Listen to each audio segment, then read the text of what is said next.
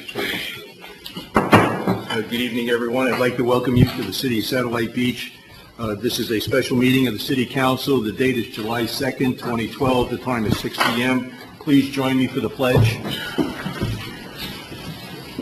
I pledge allegiance to the flag of the United States of America and to the republic for which it stands, one nation, under God, indivisible, with liberty and justice for all. Thank you very much for coming, and I just like to remind you of your cell phones. Please either off or on vibrate. A special meeting of the council. There are two agenda items. One is the Beachcaster publication. The second is budget issues. Those are the only two items in a special meeting that we are allowed to discuss tonight. We'll do that. We'll have public comment after each agenda item. So, Beachcaster publication, and I'll turn it over to the city manager. Good evening, Ann. Good evening. I had met with one of our volunteers who hopefully has made some progress in talking with Flamingo Printing, trying to get a template set up and so on for the Beachcaster, and we had talked about doing a publication bi-monthly, so that would be 6 times a year. And what we've worked out too is just some preliminary figures and trying to figure out how to do. It's a little bit different when you look at a volunteer organization that has ads in it as opposed to a city that has ads in it. So the way we might handle that is go from A to Z with businesses, giving every business the opportunity to place a low-cost ad in there to showcase them. They might even be able to put a coupon in there, something of that nature. And we figured, actually have been figuring some numbers in anticipation for the budget, thinking on the low side of maybe about $3,600 annually that we might be able to bring in with revenue, and it might be more. We do not have firm figures, and then we're looking at a cost of approximately $8,000 in the upcoming budget year. So that offset, that's about $11,600 total for the cost, and then there's printing as well that we guesstimated about $2,500. So, and it just depends on what council wants to do. I noticed I received a little Indy Atlantic has just a real very brief, it's called the Indy Atlantic Record. I didn't make copies of it, but it's extremely brief. And I think that our volunteers had in mind and the citizens had in mind something with a little bit more content from the different departments and so on. So, if council would like to chime in. Yeah, let me bring it back to the council. Now, are you talking next fiscal year, or are you talking about... Well, you know, that depends, and I have to say, we'll know more probably by about the 18th.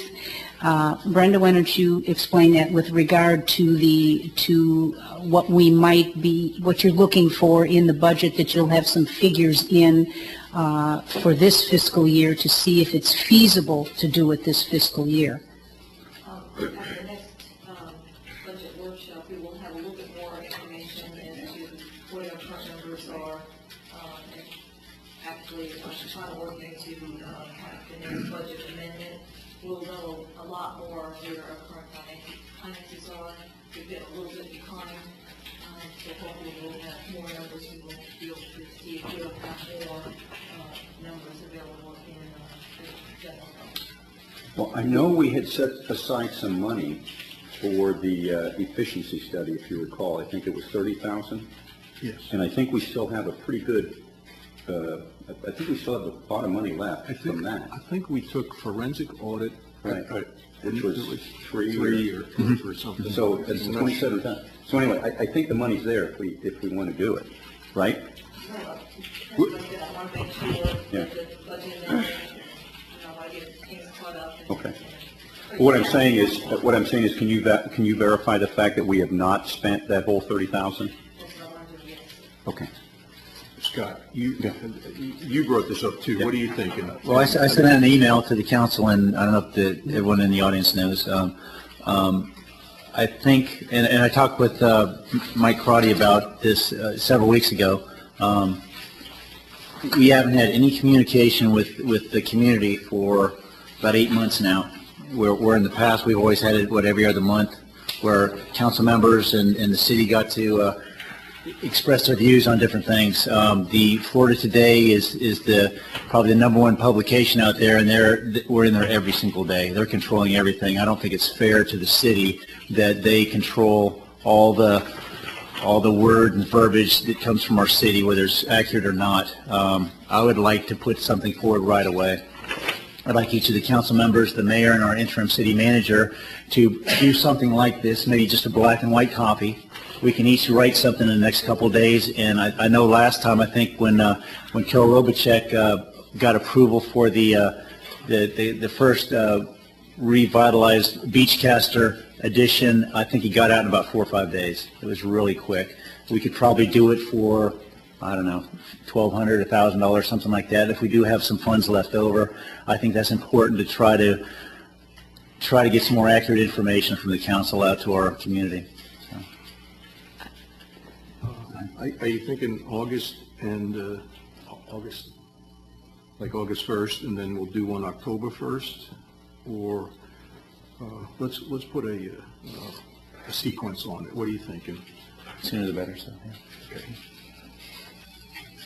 Other questions from the council? And I think that we had looked at about $1,500 per publication is what it might cost. And again, the ads, they might bring in, and I'm going to say maybe $600, something of that nature is what we're looking at. And what's the initial effort going to be for the ads?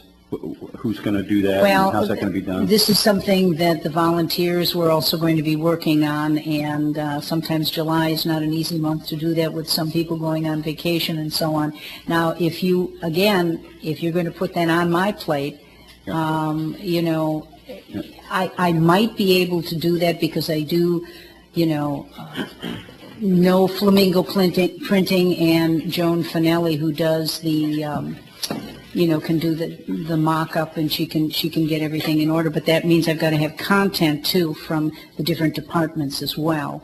I don't think that's going to be that much of a problem. So let's, if you want to set a date, again, we're not exactly sure on the funds, and that would be the only caveat on that. So if we're looking at a August 1st date, we'll know more, and then I guess we're going to have to forge ahead, in a couple of weeks, and maybe we can get it out.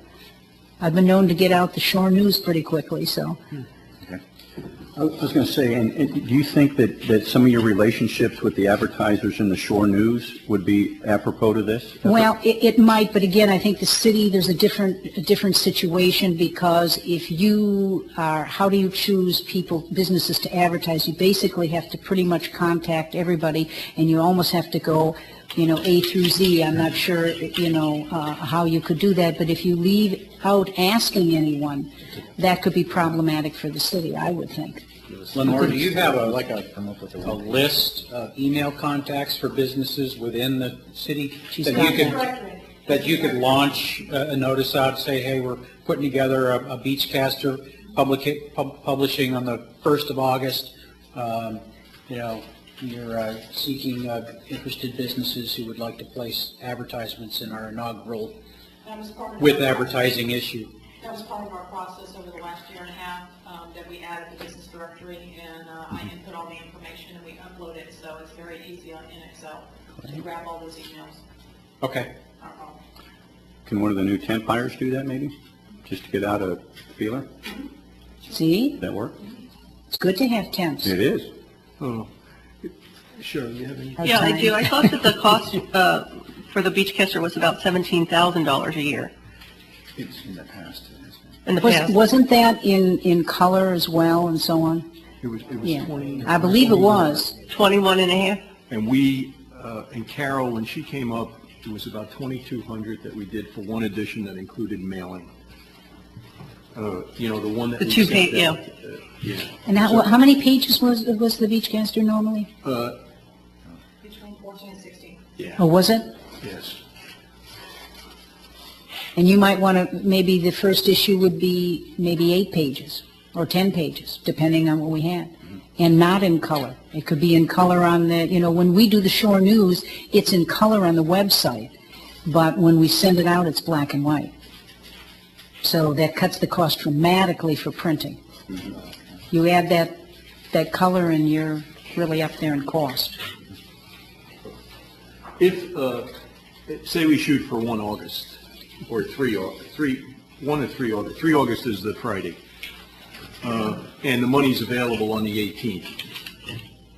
The council should have something prepared to be inserted in that, right?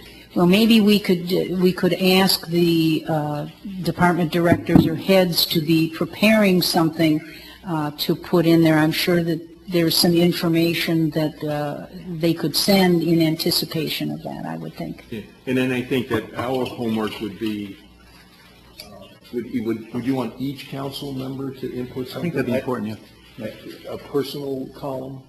Just As one opposed page, to one what page, Cheryl whatever it Cheryl is. wrote a lot of things that never made it on, just activities coming up, but would you just want personal columns? What are you thinking? Yeah? Yeah, I think it would be nice if each council person could put something in there. Now, do you mean with each different council person per issue?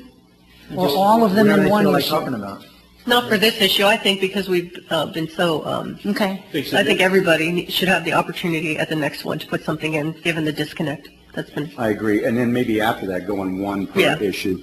Well, you might want to look at maybe 500 words or less, because believe me, that will take up a lot of space.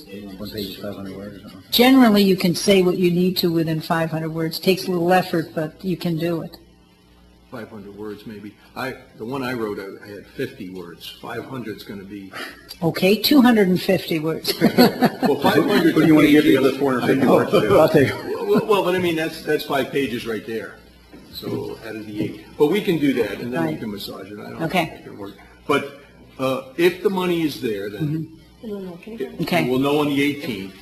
If the money is there on the 18th, then we can shoot for 3 August. Okay, that's what we've got. Is that all right?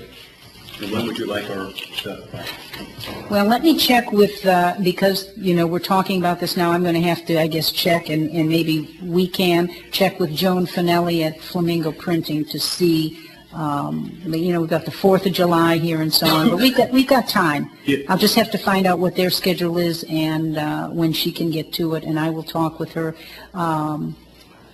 I think an update on the 18th would be good. That's what I'll do. Because then you have 2 I will weeks. update you on the 18th. Okay. Let me, you guys okay? Let me open this for public comment. Dana? Dana Bowman, resident. I think we should decide if we're going to ask for advertising. We should sort of come up with some costs or what they're going to, is it a business card? Is it what are we looking for them? Does it have to be print ready? I mean, if we're going to go out to businesses, we sort of have to have an idea what we're asking them to put in or what our thoughts is so that we have it on the email. I think the model that you showed us is good. That's a good one. What were those? Yeah, that's a good one, and I'll have to check with our advertising coordinator for the Shore News and find out what's necessary, and also talk with Joan. Okay. Any other public comment? Okay.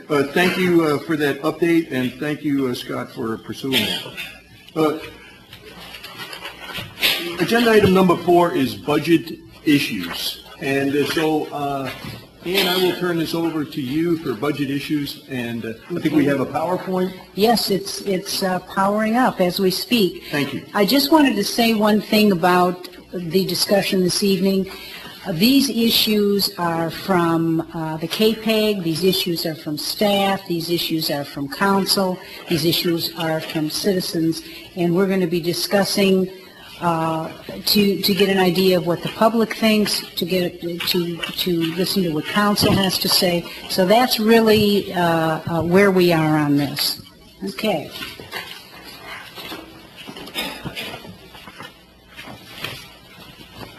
Now, each of the department directors or department heads are going to give about a 5-minute presentation. Now, we're not talking about the departmental budgets at this point in time. That will be something that's going to be hopefully discussed at the proposed the next proposed budget meeting, which we're shooting for July 23rd. So tonight, they're basically going to give this overview, and the man in blue, Chief Jeff Pearson, would you please start off with these points that you're going to discuss? Good evening, Chief.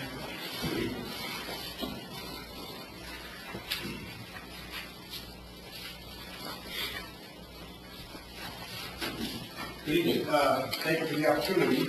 And I have proposed a budget that the bottom line is in the operating expense is a 13.2% reduction. Now, while that might not sound overly startling, when you're only talking about a $100,000 total operating budget, and you are in the fourth year of reductions, that's pretty significant. And I would be remiss if I didn't just mention the amount of staff time and effort that went into to going over. And when I say going over, I'm talking about pulling out every receipt of all of the things that have been spent, getting everybody together, deciding what, what's reoccurring, what's every 3 years, this kind of thing. So our operating budget was $102,000, just over $102,000 last year, and I'm proposing a bottom line budget for the police department at $88,575.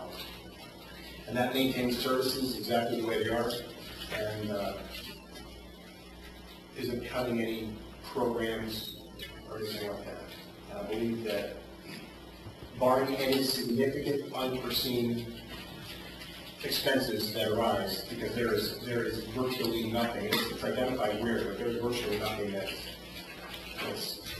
in there that's just padded money that says, hey, if something happens, we've got it. Very, very little. So if anything significant comes up, I'm going to be back sitting in this chair saying, I need some more money if it happens. Again, you can't predict the future. You do the best you can in particular areas where you've had those in the past. Any questions on each point, or just go through all the points? I would say go through each point. Okay. Now, as far as the recommendations incorporated for 2012-2013,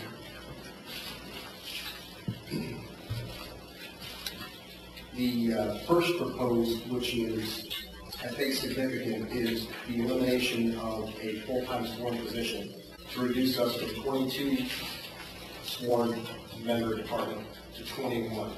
That right in itself is a $90,000, that's a $90,190 fully loaded savings. It's how much, Chief? $90,190 fully loaded. This is something that you are bringing to the table that you want to do?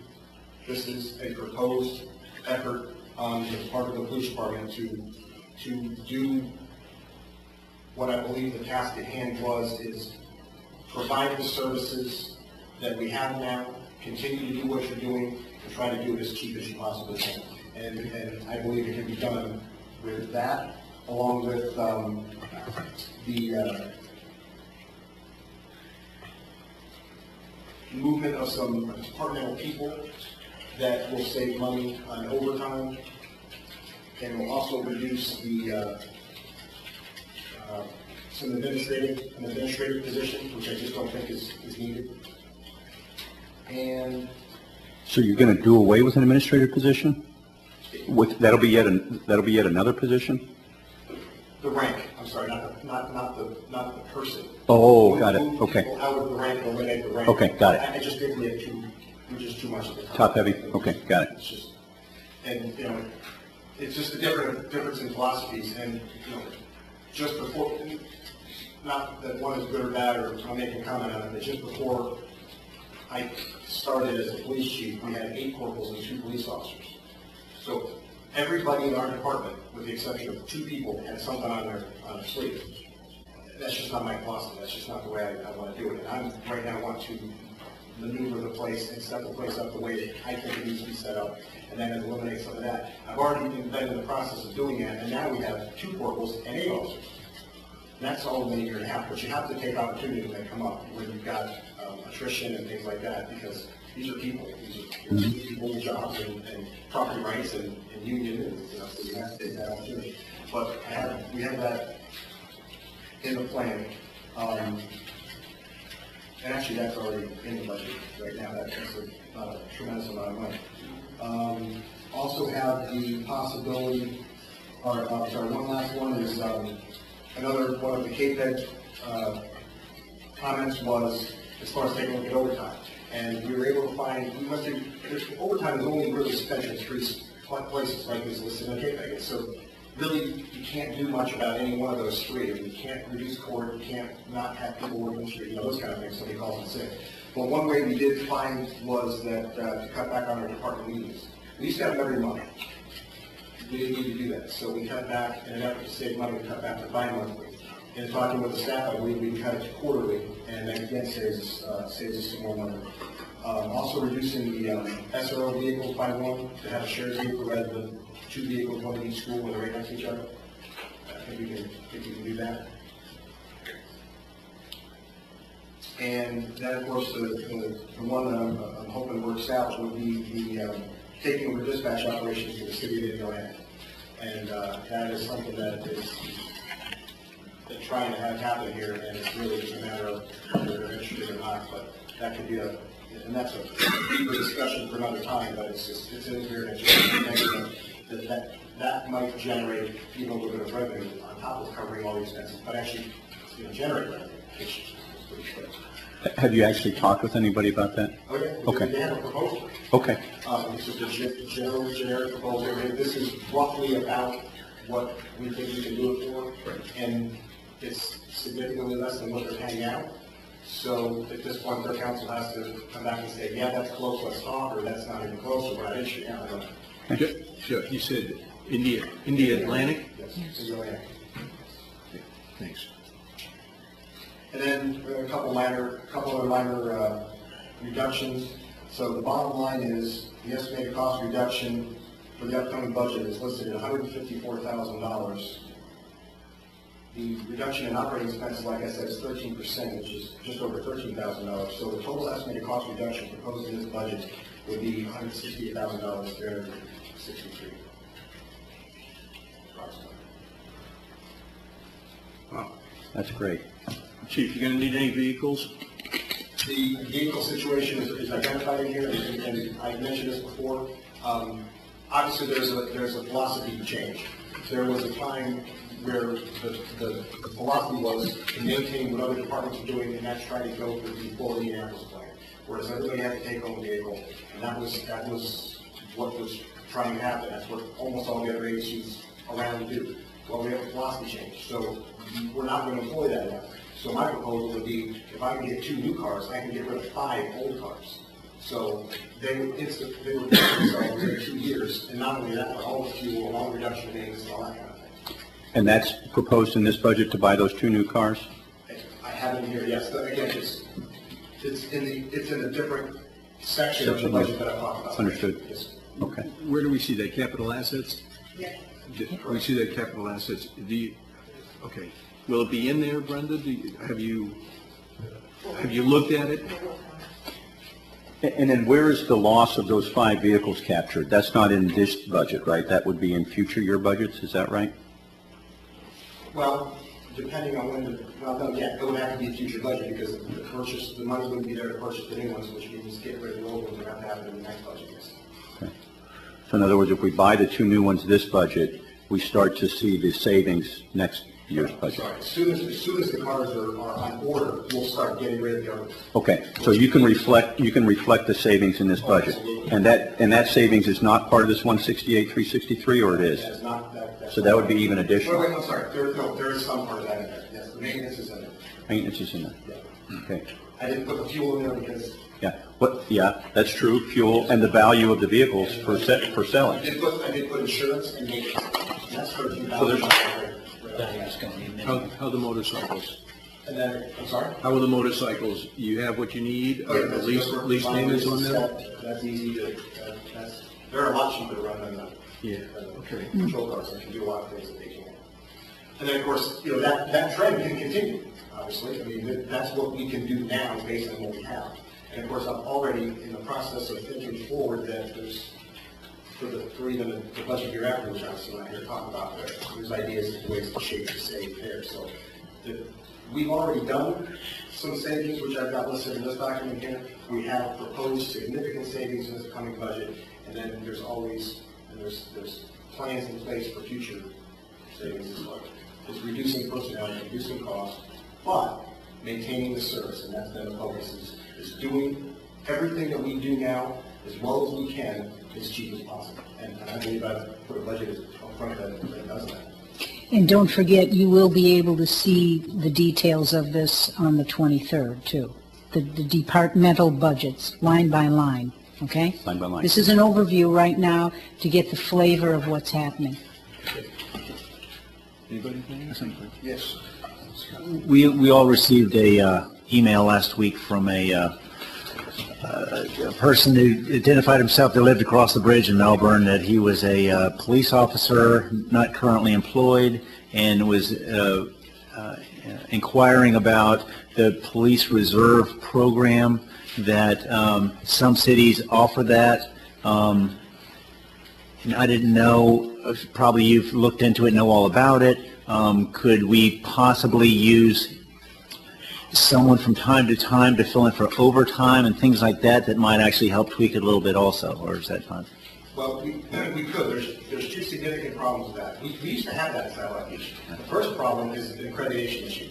In order to maintain accreditation standards, because the standards are so strict that every person that works as a police officer has to maintain the same exact standard, training, ability, knowledge that a full-time person has. And we train often. So that person would not only have to come in and train almost every single month, one day a month on top of working, and they have to go through the academy, get fully certified, and then either they'd have to bring their own equipment or we'd have to outfit them, which is a cost. And then maybe the bigger issue is there's a union involved here, and the union's not going to, in the contract right now, it says it's got to be offered to full-time people first. So I could have a fully uniformed, perfectly ready person walking right now and say, I'll work for free just because I'm trying to get experience and I want to get another job.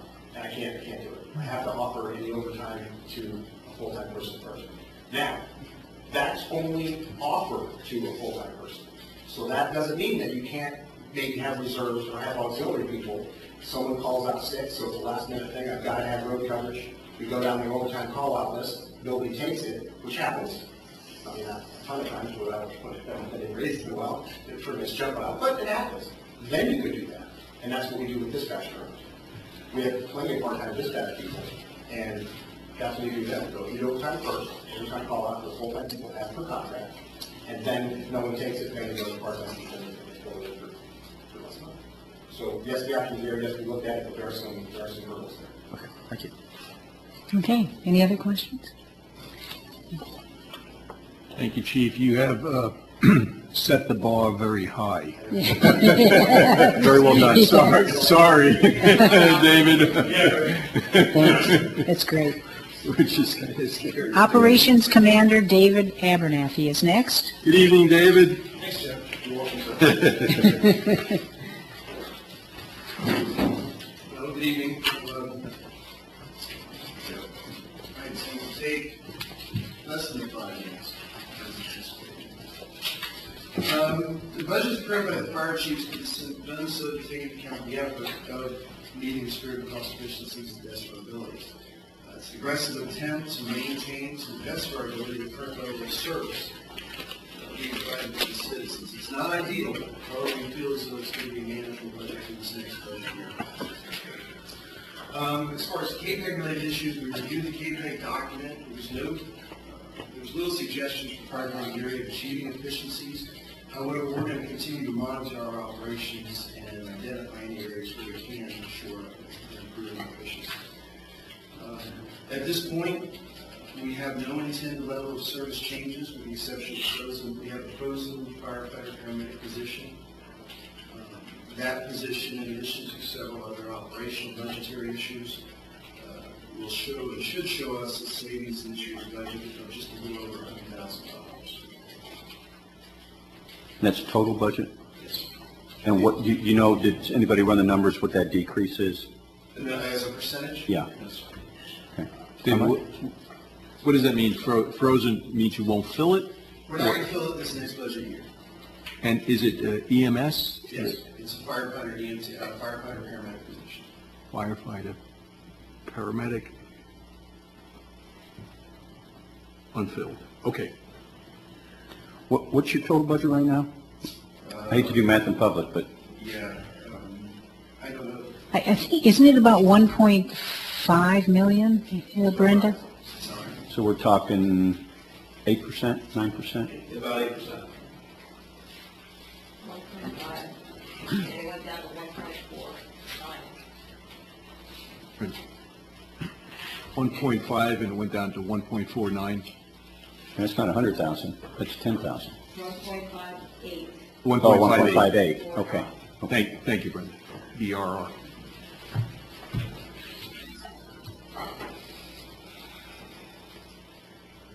Questions from the council?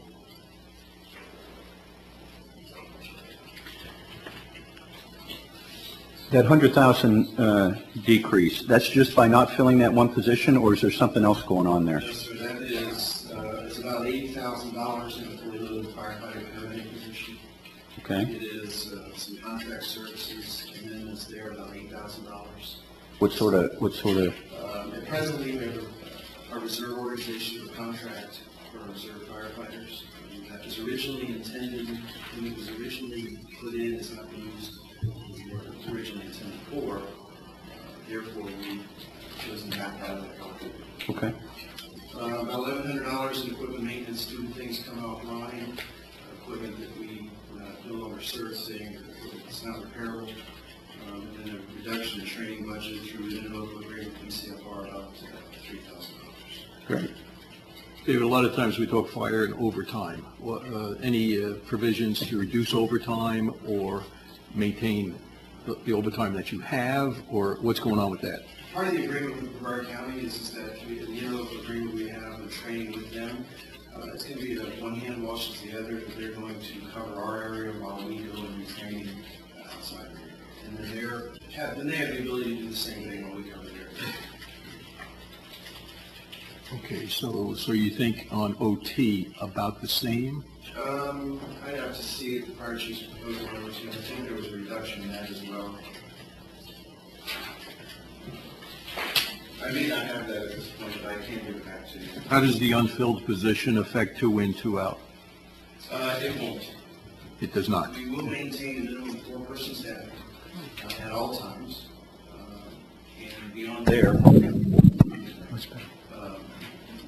maintaining 4-person staff, I think, is going to be the minimum service delivery we want to maintain. Okay, so that it's not affected. Right. And it maintains our fire rating and things like that? Yes. What does that bring you down to in numbers? It doesn't bring you down. Are you at 14? It'll bring us to 4, we have 5 person per shift, it'll bring us to 14. Great. Any questions? Council? 14 firefighters? Firefighter paramedics, yes. What's the total in the department? Well, we have 15, we have 5 per shift, and then myself and the fire chief, so 17. 17. And Paul. And Paul is administrative assistant. I forgot to ask the chief, you're going from 22 to 21, and what's your total in the department? For everybody? It's like 20, it's like 31 or something? I believe, off the top of my head, it's going to be 44, and that's everybody, that's part-time crossing guards, that's the whole Okay, thing. okay. Any questions for? Oh, good job. Thank you. Thank you, Dave. Thank you. Alan Powder, Public Works.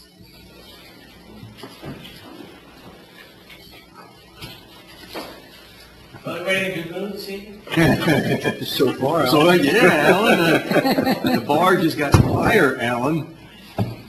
Well, I guess I believe it. I read the package. My news is so good only because of the volatility of fuel costs. So I built the fuel cost in at You know, we use approximately 36,000 gallons of unleaded fuel a year, and it's up to the $3.60 cost. And I know it sounds high right now, but it wasn't high 2 months ago. So my budget increased by 9%.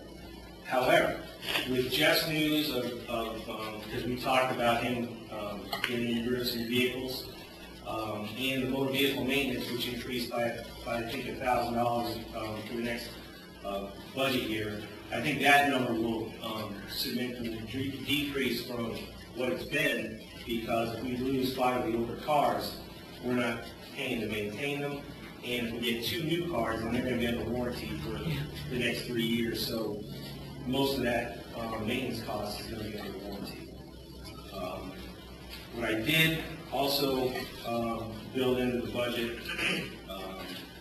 and trying to keep in line with some of the KPEG recommendations, our staffing has gone down in the last month and a half by 1 person. And what I'd like to do is to not fill that position and use that salary to possibly go out for RFP for the cleaning service of the Schechter Center. We currently have a part-time employee, permanent part-time employee that maintains that entire building.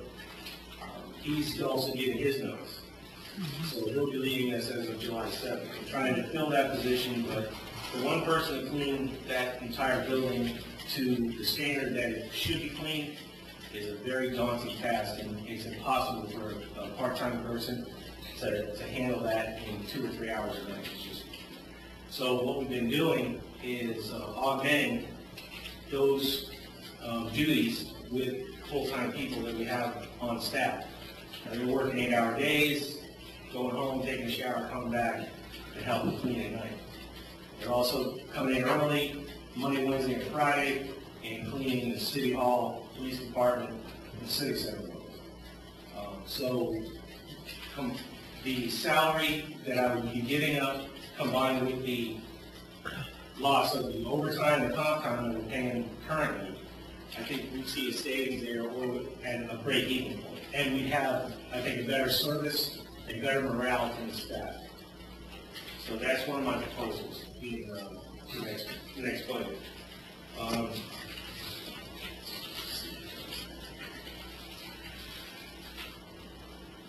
know there's also been some concern about a capital improvement plan for equipment. I know right now, the funds are kind of tight, but I am working on a capital improvement plan for future years so that we can swap out equipment as it's come to the end of its useful life, because it does cost us money to maintain. Anything in particular? Mowing equipment. We have Mowing mowing equipment that's 7 and 8 years old, and useful life of a commercial mower is probably 5 years.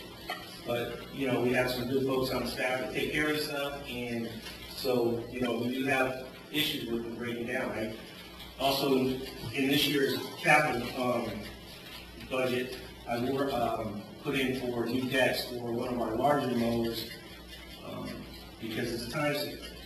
You have a bigger mower, you're out on the field less, and so that is in this budget.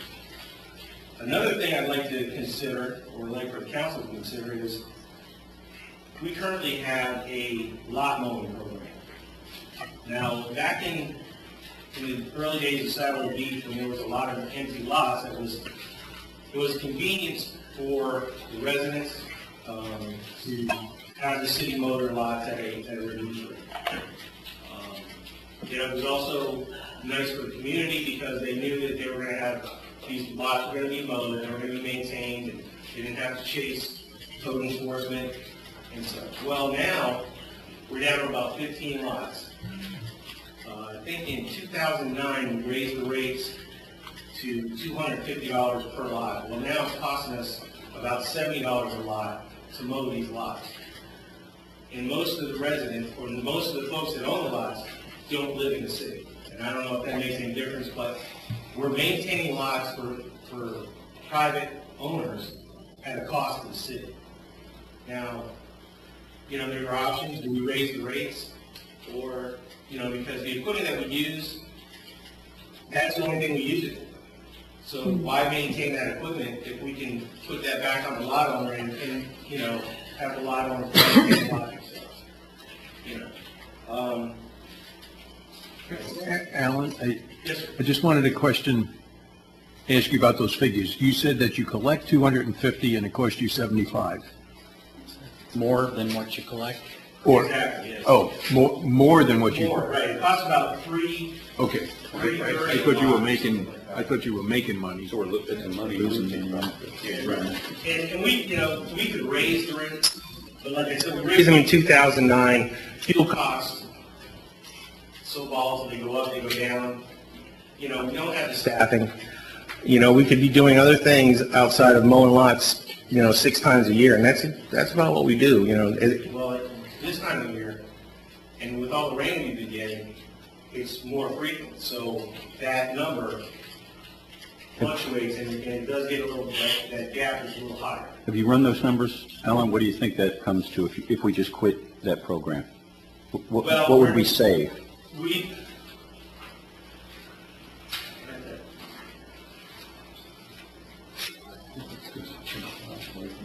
see, probably, about $1,300 a year.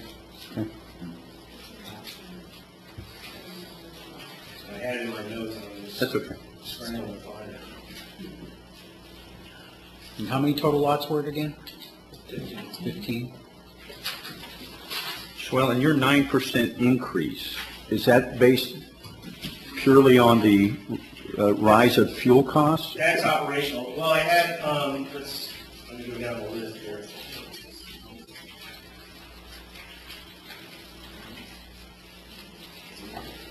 I reduced, actually I went, building maintenance, I went up from 68,000 to 72,000.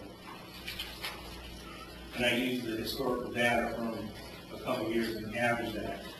And I went down my contract maintenance from 83,000 to 80,000. The fuel was 113, 115 last year. It would be 156, 695 for the upcoming fiscal year. So that's the significant yeah. increase. What'd you figure the fuel at this year? I figured it at No, that's next year. 36,000 gallons at $3.60 a gallon.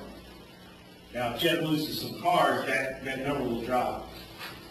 No, I mean, comparing the 115 to the 168 or whatever the heck, what was that number? What made up for that difference? The fuel cost? Yes. And if so, what did we figure the old fuel at? I think I figured the old fuel at $3.25 a gallon. 325, okay.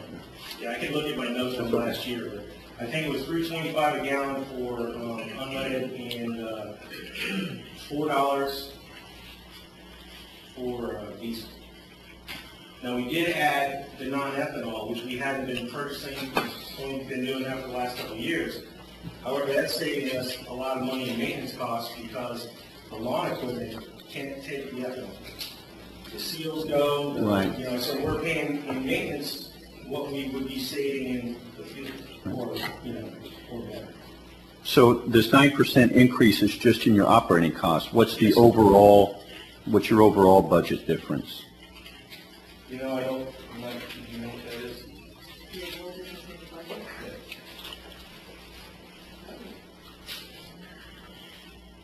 I didn't have a whole budget to take a look at. Mhm. These are approximate numbers, 1.17 to 1.127, but those are not concrete, those are just preliminary numbers. 1.17 last year. To 1.12. 1.12. That's a decrease. It's a decrease in personnel costs. That's a decrease of 50. That's overall. Well, that's what I meant. Overall, so your overall budget decrease is $50,000, basically. No, but those are just really preliminary. Right, understand. Not everything is included. But I just wanted to compare apples and apples, because they gave us their whole budgets, and I wanted to compare your whole budget, so. You also gave us operating costs, I understand, but you also gave us the operating. And those will vary, obviously, because there's a big difference between capital stuff and labor costs. Right, So, and you have to understand too that operational costs is probably one of the biggest parts of our budget because we have so many different components. Whereas police and fire, their operating budgets are small in comparison to what, we face. okay, so a $50,000 decrease in a $1.12 million budget is what kind of a decrease? I know it's, Yeah, those are just really rough Okay. estimates. Those are not everything has been added to those. So got it, okay. What I'm trying to say is it doesn't sound like it's as bad as your 9% increase suggested. I'm throwing you a bone here, Alan, come on. No, what, and I appreciate that. And really keeps tapping over here. And I didn't want to bring it up, but, I did ask for a part-time staff assistant position, only because I have a mechanic doing a lot of administrative duties, and one of the facilities guys is also doing that. They should be out working, and the mechanic is not very computer savvy. I'm really quickly bringing myself up to speed, but, trying to bring myself up to speed and teach somebody else who's a mechanic and should be out working on a car is, a little difficult. So, I did actually try to put that into the budget for your consideration. I know with the, when Steve walked out the door in April, it's been a little tough in there. And, he was more than a staff assistant. He could do everything, but. And that's one of the challenges that I think, many of us face is that one of the K-Tech findings was that, there's not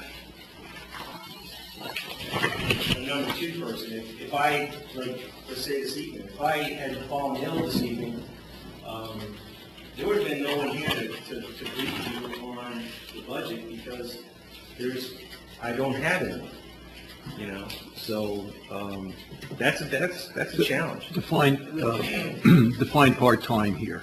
20 hours, 30 hours? Temporary part-time. 20? 20. In fact, as that was in your packet, I think that's at $11 an hour and 20 hours permanent part-time. I think that comes out to about $13,585. In fact, that's the amount. Alan, I have a question. Sometimes the Blue Ribbon Panel, when that was together, and others talked about putting all the cleaning on contract. You just want to do the Schechter Center.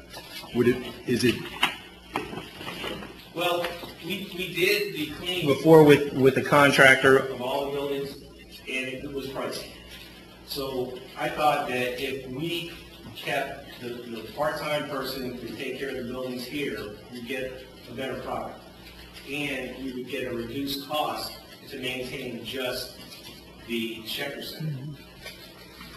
In the contract they had previously, they also cleaned the Pelican Beach Clubhouse. Well, we have someone now on the staff that cleans the clubhouse as well as the beach park. So that's been taken care of. I'm just looking to minimize the cost to the city, optimize the cleaning of the building, and try to save staff and morale because they're breaking down quickly, and I think they'll save a lot of money in overtime and comp time. Typically, when cleaning contracts are bid, they bid by square footage and building type. Is that? Yes, that's what it was set up before. I got a preliminary cost from somebody who just said, "Oh, I can clean it for you for this amount of money." Well, then when I looked into it, there were some questions that needed to be answered as far as workman's comp issues and things like that. So you are correct. I believe that it's worked out to be square footage, but it's also scope of work.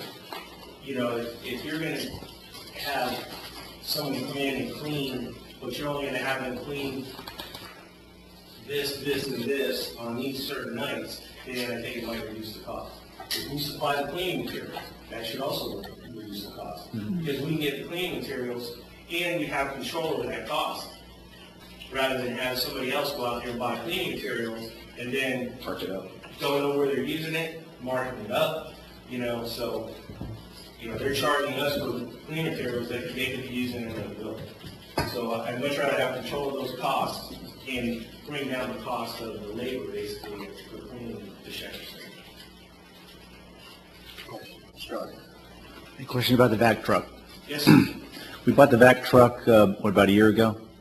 I think it was 2 years. Okay, it's 200+ thousand for that. I don't know if we're still financing that. I can't remember how we got that. That was part of the 319 grant for the Cassia Phase 1 and 2. That's right. Okay. I've got somebody that I did do work for, lives in the city. He used to have a construction business in Massachusetts somewhere. And he was asking me some questions about it. I didn't know the answers. He claims that, you know, he had a lot of heavy equipment and things. That's one of the most expensive pieces of equipment for maintenance and upkeep and those type of things. I know that when we first bought it, we talked about maybe sharing the use of the equipment with neighboring municipalities and things like that. I know that now we're closing in the Cassia drainage basin here. I know that accounted for a lot of the time and usage of that. Is there, you know, is there anything else we could do some savings? Is it still necessary? We use it quite a bit, and I just want to throw that out there just say. So. Well, I think it's very necessary because of what we're doing now with drainage is we have to capture a lot of debris before it goes out into the river. That's part of the treatment process. We've Installed 9 baffle boxes throughout the city. We've also installed catch baskets along Jamaica, Ocean Spray, Greenway, and those all have to be cleaned. So the vac truck is very important in that process. It's also important, you know, as far as pipes go within the city. You know, when you have a pipe get full of dirt and clogged up, those things are invaluable. They are absolutely invaluable. And they're also invaluable when you have, you know, backups, storms or anything like that, because you can get rid of the water quickly. Have we looked into to sharing it with other municipalities and maybe being paid for that? Actually, I had some dialogue with Melbourne Beach, the Public Works Director, who just happens to be the ex-fire chief here. But I did have some dialogue with them. The challenge that we'll have is to figure out a cost of what it would actually cost us to rent the truck out to them, because we'd have to use our staff. I wouldn't want somebody else using our truck. And, you know, the timing issue. You know, we don't have enough time to do it in the city. You know, I'm trying to schedule, you know, week by week what we can do, you know, moving guys around. But if they're willing to work on the weekends and say Melbourne Beach is willing to pay weekend rates, it's an absolute, you know, doable thing. You know, Is Melbourne Beach the only one that would need that service, or does Indian Harbor need it, or Indy Atlantic? I think, well, Harbor, we could have some dialogue with Harbor, but I don't know how much Harbor would want to get involved with the city. But, you know, Indy Atlantic, maybe, because now they use the county. Right. You know, and If we can do a better deal in the county, we can make some money off it. absolutely. Can you look into that? Sure, I will. So have we looked into using the county versus what it costs to pay for the truck and the personnel to run the truck, the maintenance on the truck? Well, I've worked with the county before with the vac truck, and had issues where I needed to have them here. The truck was either broke down, they didn't have anybody, or when they did show up, they were in people's yards, make giant ruts. And when you're asking for a favor, or even if you're paying them, you know, trying to get them to follow up on doing what they need to do to make things right is very difficult. You know, they had a case in point over on Kingston. There was a sidewalk they had to remove because they had a problem in a sewer line. I called them no less than 10 times to replace that sidewalk. It took them a month and a half to replace that sidewalk. That makes us look bad as Public Works because people automatically assume that that is Satellite Beach Public Works doing that work that's not being done, and it makes us look terrible. And, you know, and when you don't have control over the situation, it's very difficult to, you know, you can rant and rave all you want to, but they're going to do things in their own time. And that's the challenge or the problem that I have with dealing with another entity that, you know, they're kind of doing you a favor by coming in and, you know, how do you... Well, I mean, are they really doing a favor, or do they have interlocal agreements with those other municipalities? You know, I'd have to look into that. I'm sure that there are interlocal agreements out there, so I'd have to look into that. I don't know, but, you know, I know that, you know, when Dan Rock and I from Melbourne Beach had our discussion, it was very preliminary, and we didn't really get into the meat of it, like interlocal agreements or anything like that. But I'm sure that's also doable. You could, you know, work up an interlocal. But it's also, like I said, the convenience factor of knowing that you have that piece of equipment there when you need it, as opposed to, because if we're in a situation where we're under a storm situation, where do you think those trucks are going to be? We've helped out the county. John Baker's house down was flooded, and then all the sewer was backing up into his house. We were helping the county pull sewage out because they didn't have the equipment. Do you think, as you know, as you get farther into the budget, that maybe you can have had some talks with some of those people to at least see if there's an indication that we may be able to share some of that? I'll make some phone calls tomorrow.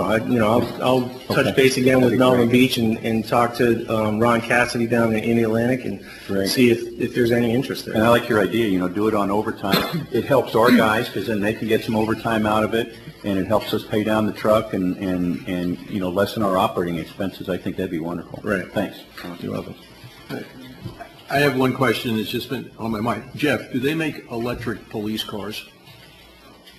Administrative cars. You can't, Just you can't control an electric car. Because I was thinking it when the city buys new cars, because the city's going to buy new cars as we buy new cars, we may want to electricize them. No, that's not the right word. Hybrid? Well, yeah. Mr. Mayor, actually, that's in my proposal. That's just the budget, the next budget year. That was one of 3 that I've already got in place. Because we've got 2 CID vehicles that have got to be replaced because they're another problem. The vehicles, coincidentally, which was a significant focus of the KPEG, because it's expensive, it needs to be looked at. And the philosophy's got to change, and it's got to get better. And the way it's going to get better is to replace cars when they get to the point of needing to be replaced, when they start to cost more money than they're worth. And not this year, but next year. That's one of my 3 proposals, to save again some more money and removing more vehicles and replacing. Those are different. You're not responding high speed. You're not having to worry about, you know, they can plug in the stuff you get. That's absolutely in the work. It's big. You know, we smile, but I'm there. I'm with you. But it's got to be administrative. It's not worth it to take a perfectly good car that's not a significant maintenance burden and just replace it just to say you did it. So you got to do it in a timely fashion. And right now we're in a situation where we do 5 now. Next year we can do a few more, and then it won't take me long, and we'll have everything trimmed up pretty. Alan, one other thing. We contracted with the county for fire equipment fixing. Did that save you anything in Public Works? Actually, no. The fire department has had their own vehicle budget for some time because of the issue with the fire trucks. We have one mechanic, and most mechanics on fire trucks are very specialized. We didn't, when you have somebody that specialized, you have to pay for them. And how much is the budget for the fire department for maintenance? I don't know. David, do you know that off the top of your head?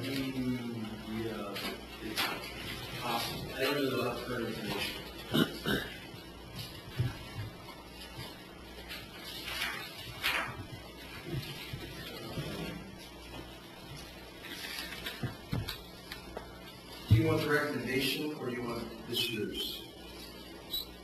This year's, and then the recommendation. Okay, motor vehicle maintenance,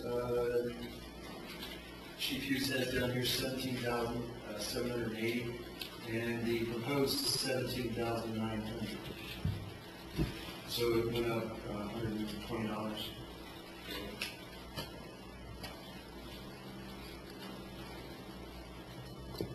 Thanks.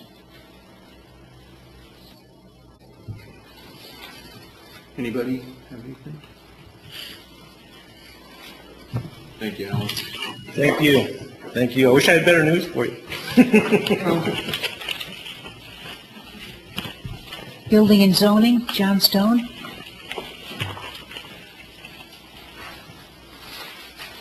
Good evening, John. Everyone. I consider my department a little department that could. We went from 5 to 3, and the challenge has been trying to maintain that same level of service with less people. I think we've done a pretty good job at that.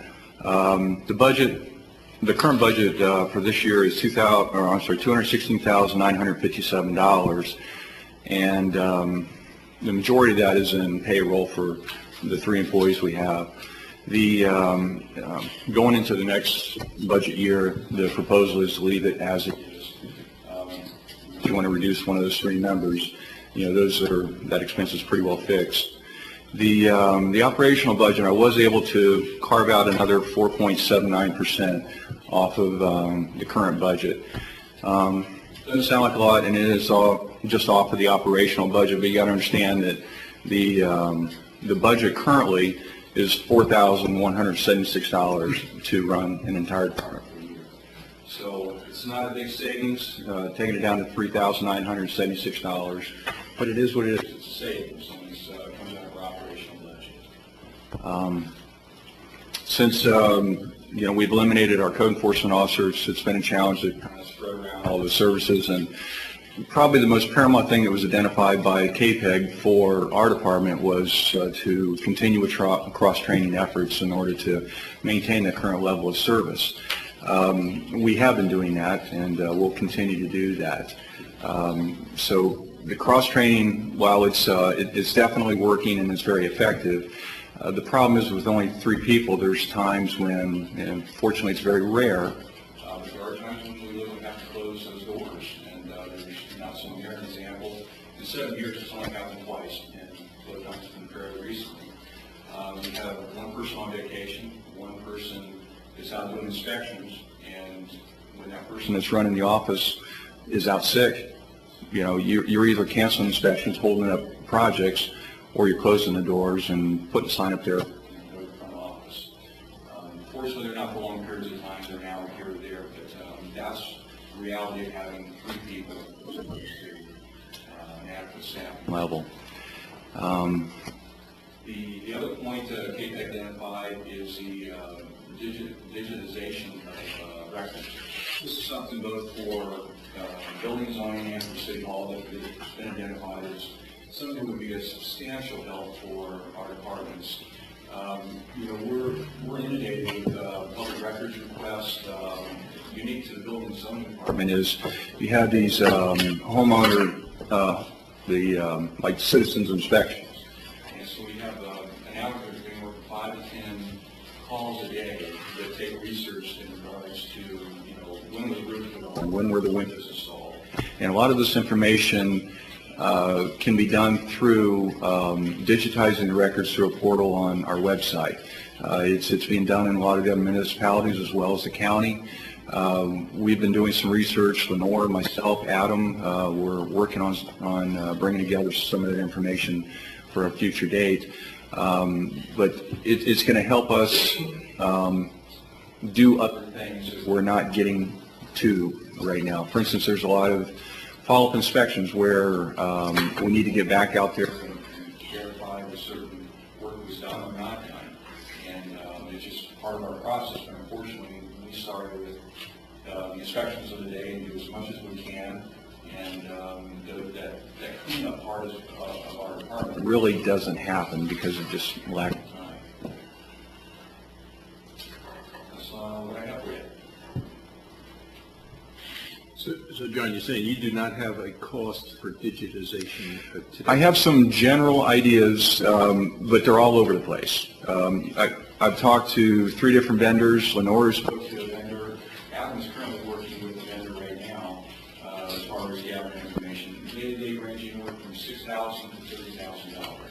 It really depends on, it's very much an a la carte. Are you going to purchase the software? Are you going to lease it? Or are you going to it really is. And then you got to look at the hardware side of it. Is this something that we want to have the hardware in-house? Can we utilize our existing copier, which has some of those capabilities?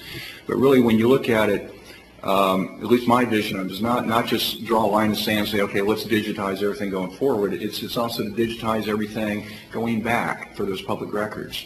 And that's where, it might be a part-time person with a dedicated piece of equipment, and Kemper, the people that provide our current equipment, they've indicated there's more of a high-speed, stripped-down, specialized unit that all they do is just scan documents. And that would be dedicated to one person just trying to get us up to speed with that. It's a huge project to get off the ground. But once you're there, it really saves both on time and money. And as somebody said on the KTEG that short-term gains equate to long-term losses, this is a case where we may have to spend some money to save some money. John, can we cross-train a volunteer to do code enforcement? Yes, there's no, I'm licensed through what they call BASE, Florida Association of Code Enforcement. There's no specific license requirement for it. So, yeah, I wouldn't rule that out. I know that in the past, the COPs have not really been the right entity for that. Just some concerns from the police department. Jeff could probably speak more to that. Yeah. But I know that there are companies that will train you in code enforcement. I know. Sure. You just got recently trained, probably what did you get your certification, about a year ago? Yeah, about a year ago, yeah. I don't know, I was just thinking here, a volunteer that might like to do that, if we would pay for the training, that gives them a little bit extra on their resume. We'd have to make sure that they stay with us for a little while after training. What's the training cost? I believe it was like $1,200, and it was a 1-week course. And however, the best training is riding, being out there, doing it, interfacing with the public. It's not a job that people really want. It's a tough job, and yeah, but it's good credentials when you have code enforcement, you go into a city, you're pretty horrible. Now, let me ask you, how is our code enforcement now? Do you think that it's lacking? Do you think that we need to get it going again? I would say that we're holding our own. We're more into a reactive mode than a proactive mode. And, the thing about it is right now, during the summer, the two things that tax the code enforcement the most are the RVs and the RV orgies. Because it's the summertime, so you have people bringing boats and campers and everything out there. And you have to monitor because they have they're not in violation. It's multiple visits just to determine whether or not they've exceeded what the code allows. And then the grass, lawn maintenance, because the rains are starting. Really what it's doing is it's bringing to the surface the homes that are in foreclosure. And it becomes more evident after you start seeing the rains. And those are the most difficult ones to track down because nobody's really owning up to the responsibility of maintaining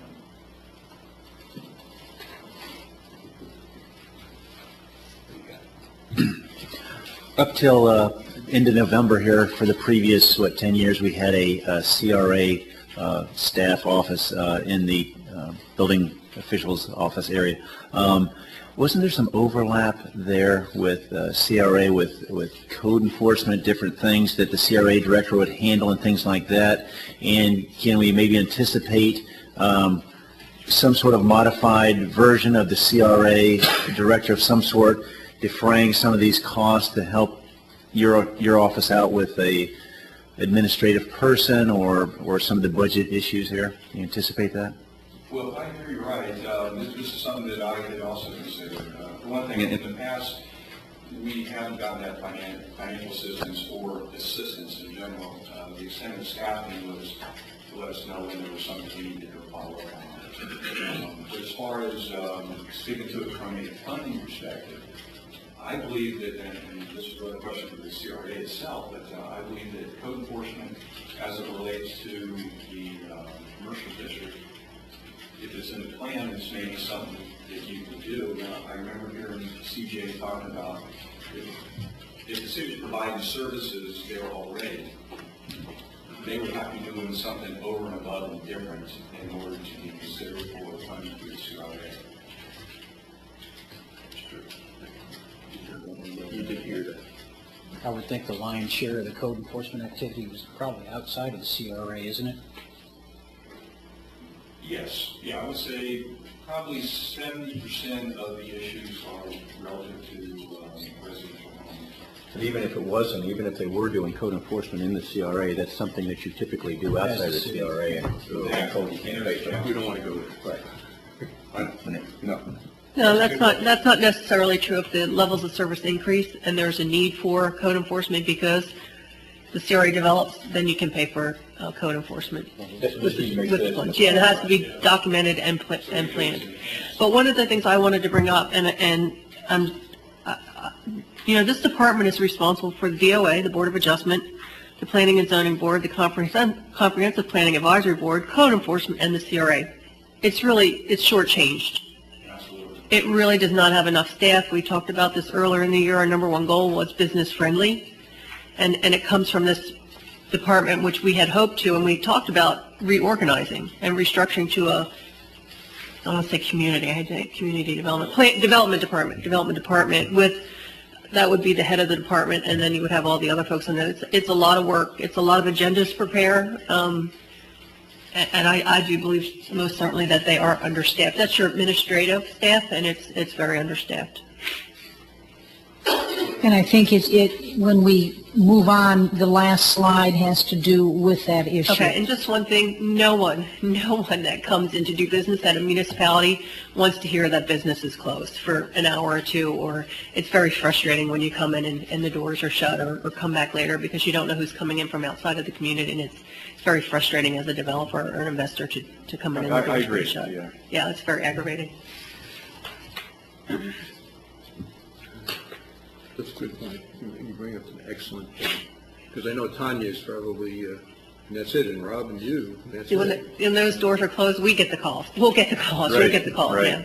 Now, Ann, you say to wait till the end. I Well, get ahead because let me see here.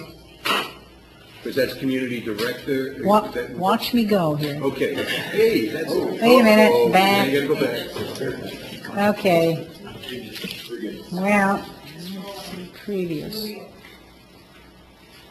There we go. Hey. So this- Okay, now this is just, again from discussion, Community Development Director, I've just pulled that term out. That individual could be a city planner, could do city planner aspects as well as CRA. Just threw a figure in there of about 80K, 80,000 including benefits, and that would be the CRA time allocation might be 50%, and the planning time allocation might be 50% as well. So this is just a conceptualization, and of course it doesn't really matter when you think about it whether you take it from the CRA fund or the city general fund. It's still dollars, no matter how you look at it. But anyway, that's the way that it could be allocated. So, and I did talk with CGA about that, and they said what you could do in addition, and that's what you were alluding to, Councilwoman, is the idea of maybe hourly billing depending on where the issues arose. If it was within the CRA, then you might be able to do some additional hourly billing for planning time or whatever. But that's what the auditors would be looking at, and you have to have a very, very easily understood trail there. So it can't be any funky business. It has to be real legitimate as to the true hours No funky business. No funky business. Is this director going to be working mostly with building and zoning, or? Well, what's you your plan? could, it depends, you could change the name of the department. I mean, it would be up to council as to what you wanted to do. If you added an additional person, you would have that individual, let's say you had the community development department, and within that you could have building and zoning That's a good idea, officials. yeah. And so it would just depend on how you wanted to name it, so to speak. So I think that they all would be together. So it's just a thought on that. So are you looking for a nod, a discussion on that position and now? Or you want to No, wait? it's a discussion point, really didn't even discuss it with regard to the budget, except to throw that idea out to you, so to speak, at the very end, after we did have the discussion of budget and some thoughts on what we might be looking at, as you'll see Let later. me ask the council what they think, Okay. because I'd like to let you know yes or no on that, because that's a chunk out of the budget. What do you think? Go ahead with that, or put Well, I think that we, something like at our, was it our goals setting meeting, I think? That was, we talked about Events the can. the reorganization of that department. If you compare that department to this department, look at the operating costs and what's dedicated to this department. I think it's short-changed. That is like all of your administration other than finance in City Hall. So I think it's something that needs to be done, especially if we want to be business-friendly and be operating and have the, I hate to hear that the doors are closed. That's just not acceptable if someone's on vacation not to be operating in a I like the idea of a combined department too, but what I'd like to see, I think, before we make a decision is more of an operating concept on how that department would operate, what would be integrated into But that. I think that, I think CGF was tasked to do that, am I correct? I thought they were going to present that, but they didn't. Well, I don't think they had the budgetary information to do that at the last meeting. Okay, so I'd like to see that. Yeah, that'd be good. Well, that would be August 9th, though.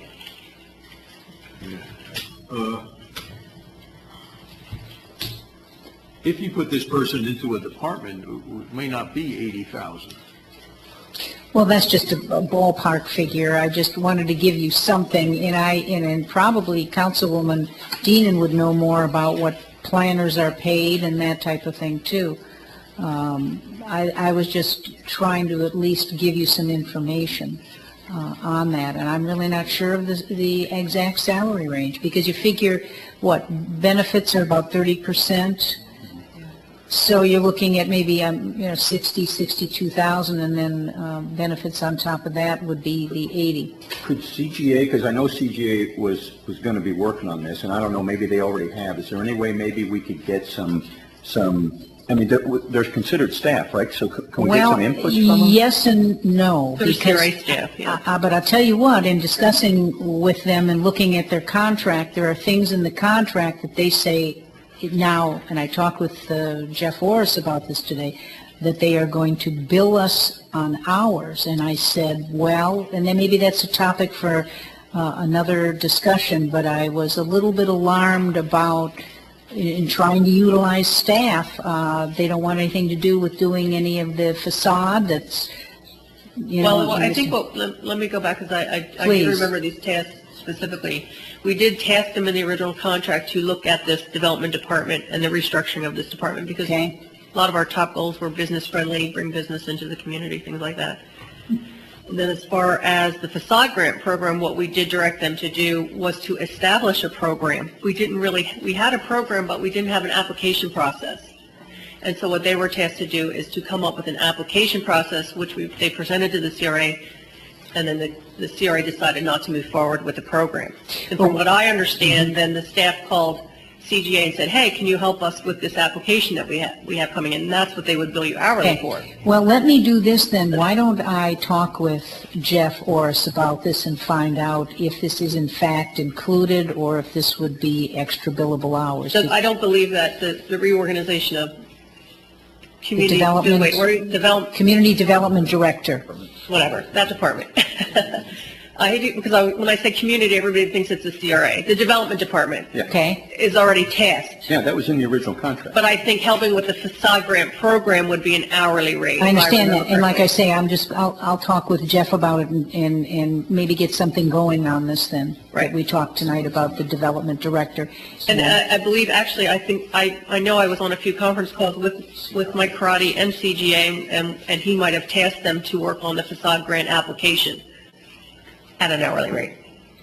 We're okay on that. I took care of that today. If you So. Okay. change the flavor of the department to something along the lines of a municipal development department, where the CRA component would be a subset of it, then you'd have a department director already, but then you would add the costs of the CRA city planner portion in it, perhaps at a lower rate. I don't know. I think, Ann, what we're saying is we like the concept, but we need to know more. Right. Yeah. And I will We could pursue call that. growth management department. Yeah, So it's yeah, not- whatever you whatever. want to call it. I just picked that out just for at least But conversation. I think CGA, though, had the Yeah, concept. pretty sure, They- yeah. Pretty sure they're tasked I'll with be it. happy to talk with them. Good. So we like that. So, okay, thank you, John. And digitation, I know that was in the, digitization was in the paper today. Big discussion about the clerk of the courts doing it. Yeah. And a big discussion, should we do it, should we do it? But it looks like one of those things that, if the price is right, we may want to do it for you. We need to know some cost estimates of what you want to do. We will, going forward. we have a tentative meeting Thursday with a local vendor, the one that we rent our stuff with now, to give us a proposal. And again, I've got two other people that are also providing information and proposals. So we will definitely be coming back to council and let you know what we came up with. Thanks, John. Okay. Thank you, John. City Clerk, Lenora Alexa.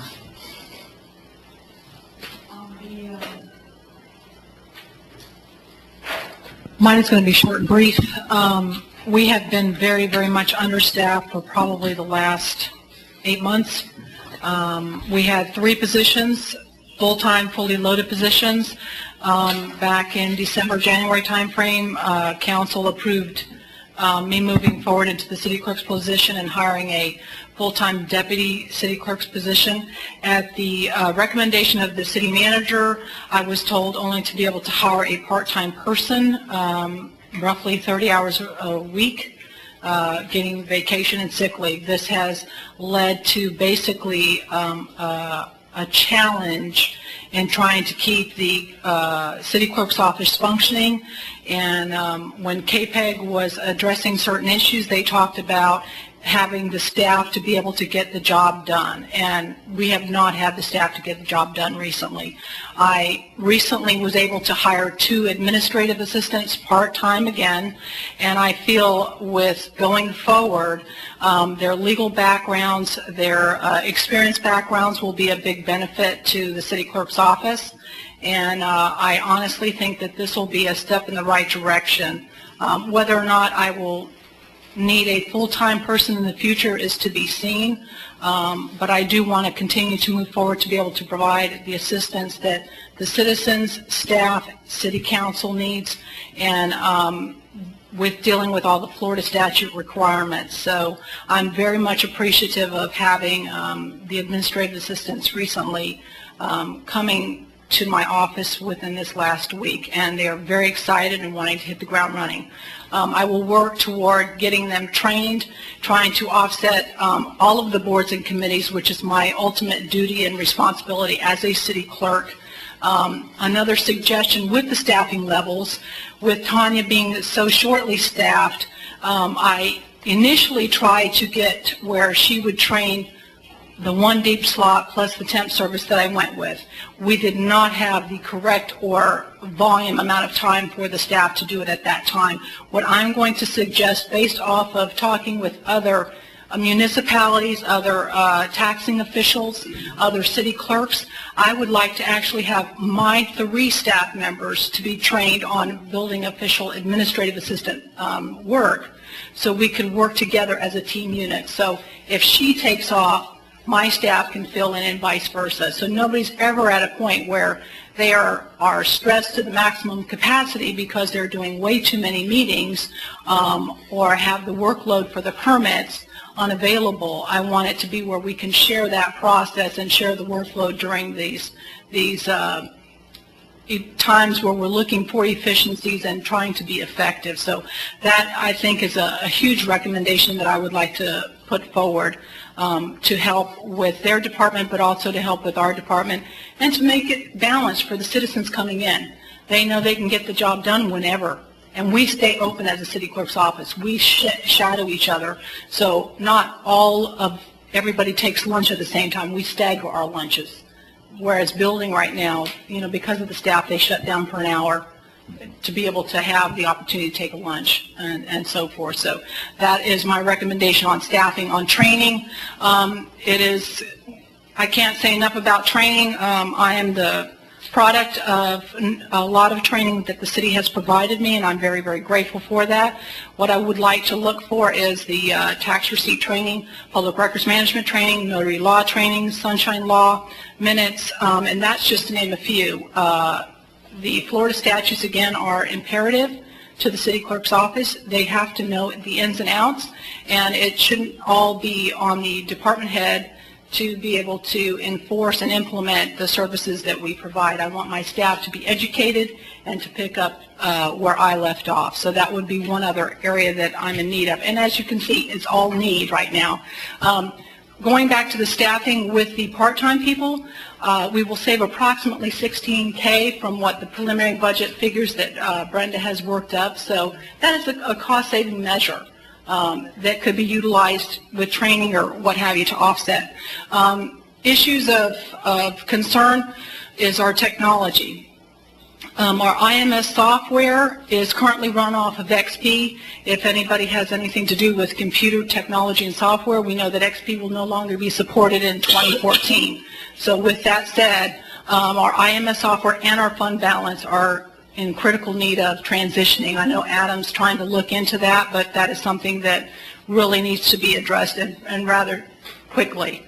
The digital scanning, as John and I have discussed, that has been discussed several years, and I feel that it's advantageous with transparency effervescent coming forward that we need to have the digital scanning capabilities.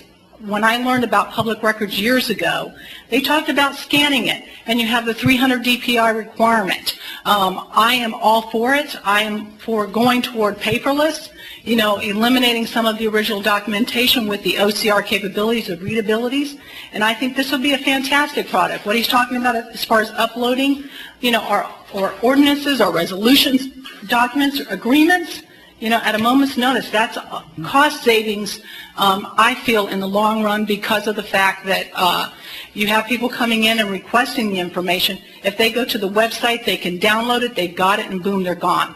And they're not they're not having to come in-house, they're not having to spend their gas, their time, their energy to get the products that they need. So I think that that's vitally important. Right now we have software that's pretty old as far as the PDF conversion. I convert a lot for in-house departments and other departments, and I would request that also be an updated product that we can utilize. So documents that we have, for example, is an RFP from another entity where all we have is the PDF. I would convert that into Word. Sometimes the glitches are there because the PDF conversion is not very good. So unfortunately, I'm asking for a lot, and I'm not really saving you much, but our department is bare bones, maybe skeletal, if you would like to call that.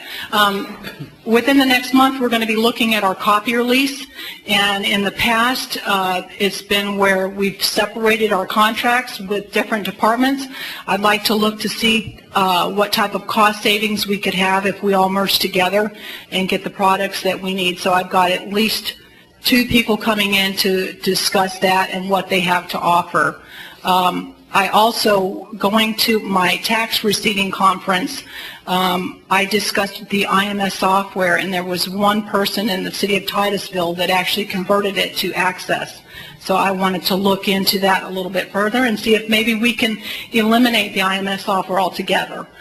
We have a little over, I think, 800 tax receipts, and if we convert it to Access, as we progress with Microsoft, so will that product. So I don't feel that there will be cost factors for updates with a privatized software program. And office supplies have been a huge issue. The city clerk's office is responsible for office supplies and for all departments.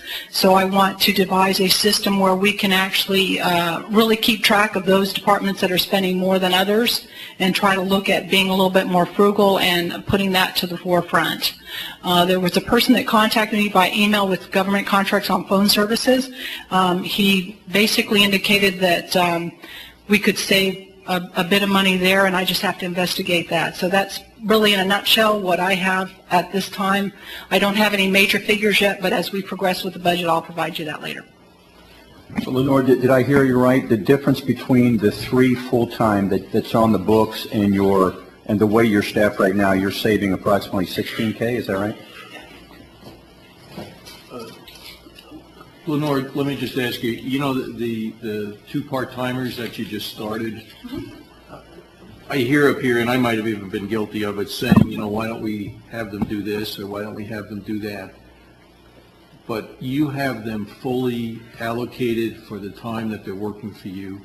I mean, you know, we had something come up, even at the CRA meeting, we said, well, maybe they can do CRA stuff. I didn't have that staff at that time, but I do now. 90 hours for 3 people. Are they fully allocated for city clerk activities, or are they available for others? They have to train first, if that's what you're meaning. They're allocated to do 30 hours a week, or one person does a little bit more to offset whenever feasible. So I'm working to try to get them trained as quickly as we can, working on trying to get manuals set up, streamlining the process, and trying to move forward with information. There's also the component called bandwidth, where as they get training and experience, they're able to do more. Yeah, Because I think you're asking, would they be available eventually, right? I am. Yes. I am. Yes. Oh, gosh, yes. You're Okay, kidding me. because sometimes we say, are they, okay. I have a question. Lenore, you were the deputy clerk. Did you have to have certifications to be a deputy clerk?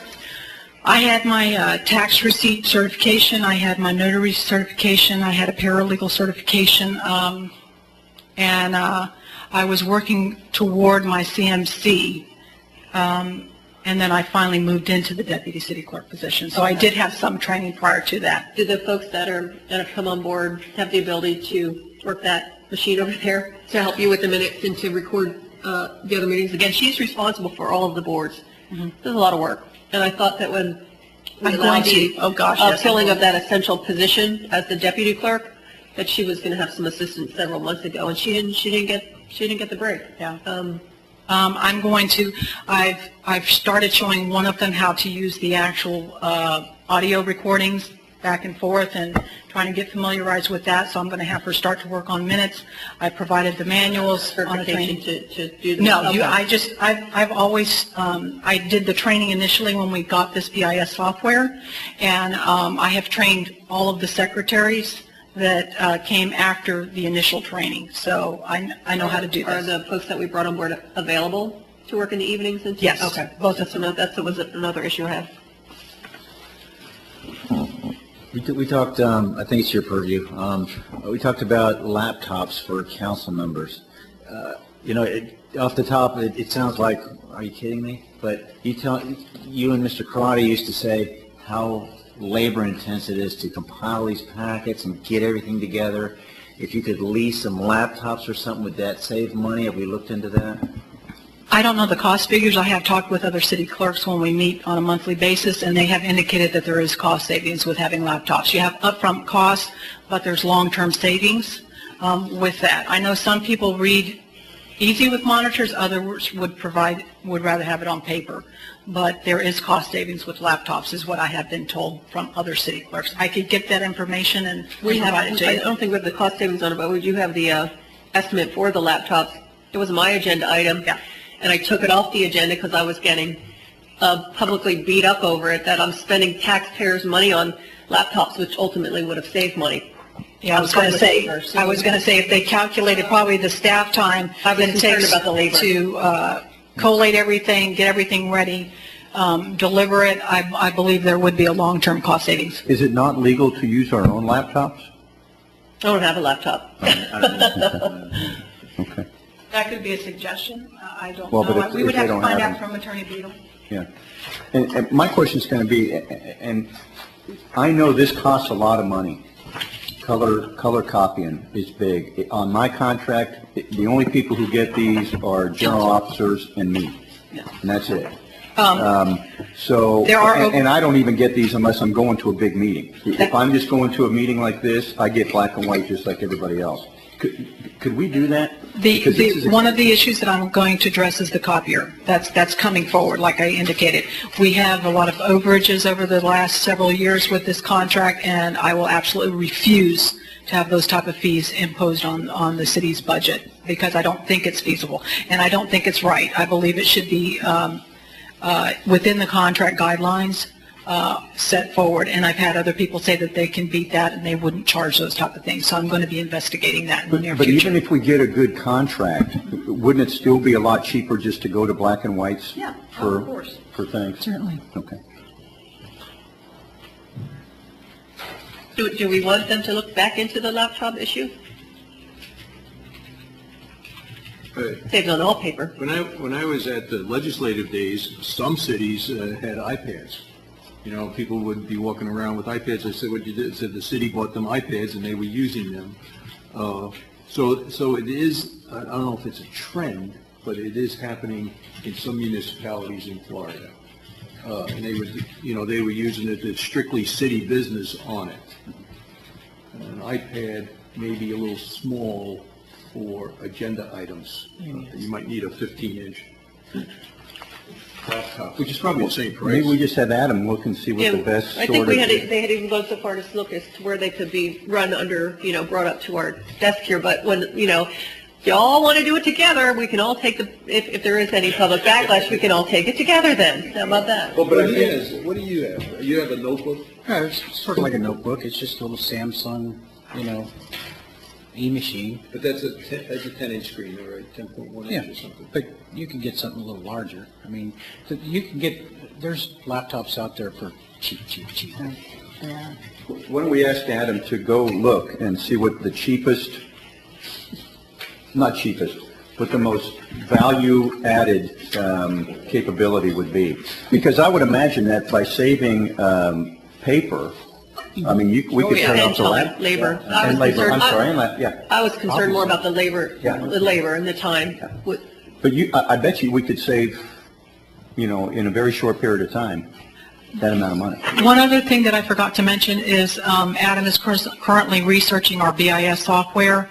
We haven't had an update in quite a while, and when researching this in our own time, we're able to bookmark certain agenda items for the video portion, so he's actually looking into trying to enhance our system, but also the current BIS software only uses the lower version of Word, and we are now into 2007, so we're having to constantly save, which is staff time, saving it to the lower version of the DOC versus DOCX, so that's another thing that could be enhanced. It doesn't, I think he was saying it's about $1,200. So it's not a lot, It was but about it will move 1,200. forward. It will be progressing in a manner that we are now required to do with these videos, and uploading and so forth. So. And then one thing, and this may be a little bit kind of off track here, but technology. And from what I'm hearing, we have a lot of issues with not being up to date with our software and our computer systems, and it even goes down to, I had a little fender bender in my accident. I backed my husband's truck into my cleaning lady's car, and I said to the guy that came on the motorcycle, can't you just print that out from the back of your motorcycle? We don't have the technology. So we really need to take a look at, maybe we don't have a capital improvement plan, which is a huge, huge issue. That's big. But we really need to take a look at maybe spending some money on the front end to save money on the long end, and looking at each department and their needs as far as software and technology. So it boils down to even collating our agenda items can be more efficient and cost less if we would spend some money on the front end. And it goes back to, I don't know what all the needs are. I'm sure with dispatch and things like that it's huge. It's huge. Well, I would suggest we don't get into all of that at one time. No, I Do it know, I over time. understand, but rather than do it piecemeal, there are companies that come in and set up a capital improvement plan just for technology issues, and you do it over five years and bring everything up to speed, and you spend some money first 5 years and everything's up to date. And I think you hit the nail on the head. I think the initial answer is a capital improvement plan. Right. A real capital improvement plan. And go from there. I hear you.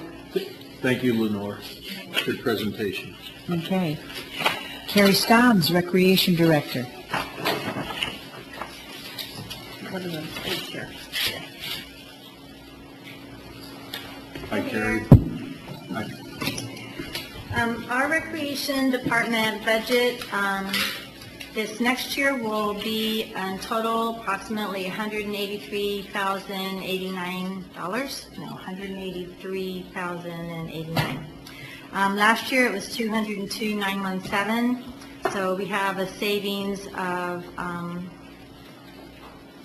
wait, that's not right. That's just salaries. Our salary savings of between 183 this year and 202 last year is predominantly due to retirement of our program specialist, Louis Stevenson, December 1st. So we'll bring somebody in at the lower end of the wage scale. And also, we eliminated the permanent part-time position, or the temporary permanent part-time position for the afternoon shift, which kept our office open until 6 p.m.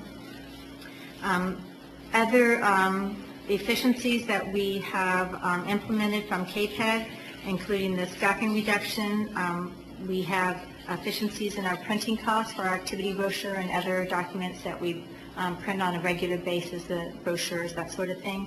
By going to PRIDE, which is the prison enterprise, we get a substantial reduction in our printing costs for all of our printing. And I've discussed that with Ms. Samuelson, possibly using that in the city as well for letterheads and envelopes. We also have a pretty aggressive reduction in instructor percentage of payments that we started implementing about 2 years ago, and we have a process in place to go for another 2 years. So by working on the instructor percentage of payments, dropping them down and bringing the class fees up for the students, we kind of get a better income ratio going for the city. Our overall budget for 2011 was $703,000, and 2012 will be $654. So there's a savings of just close to about $50,000. Most of that would be in salaries and incidentals across the matrix of line items. 50 over. Yeah, all right. So about 9%.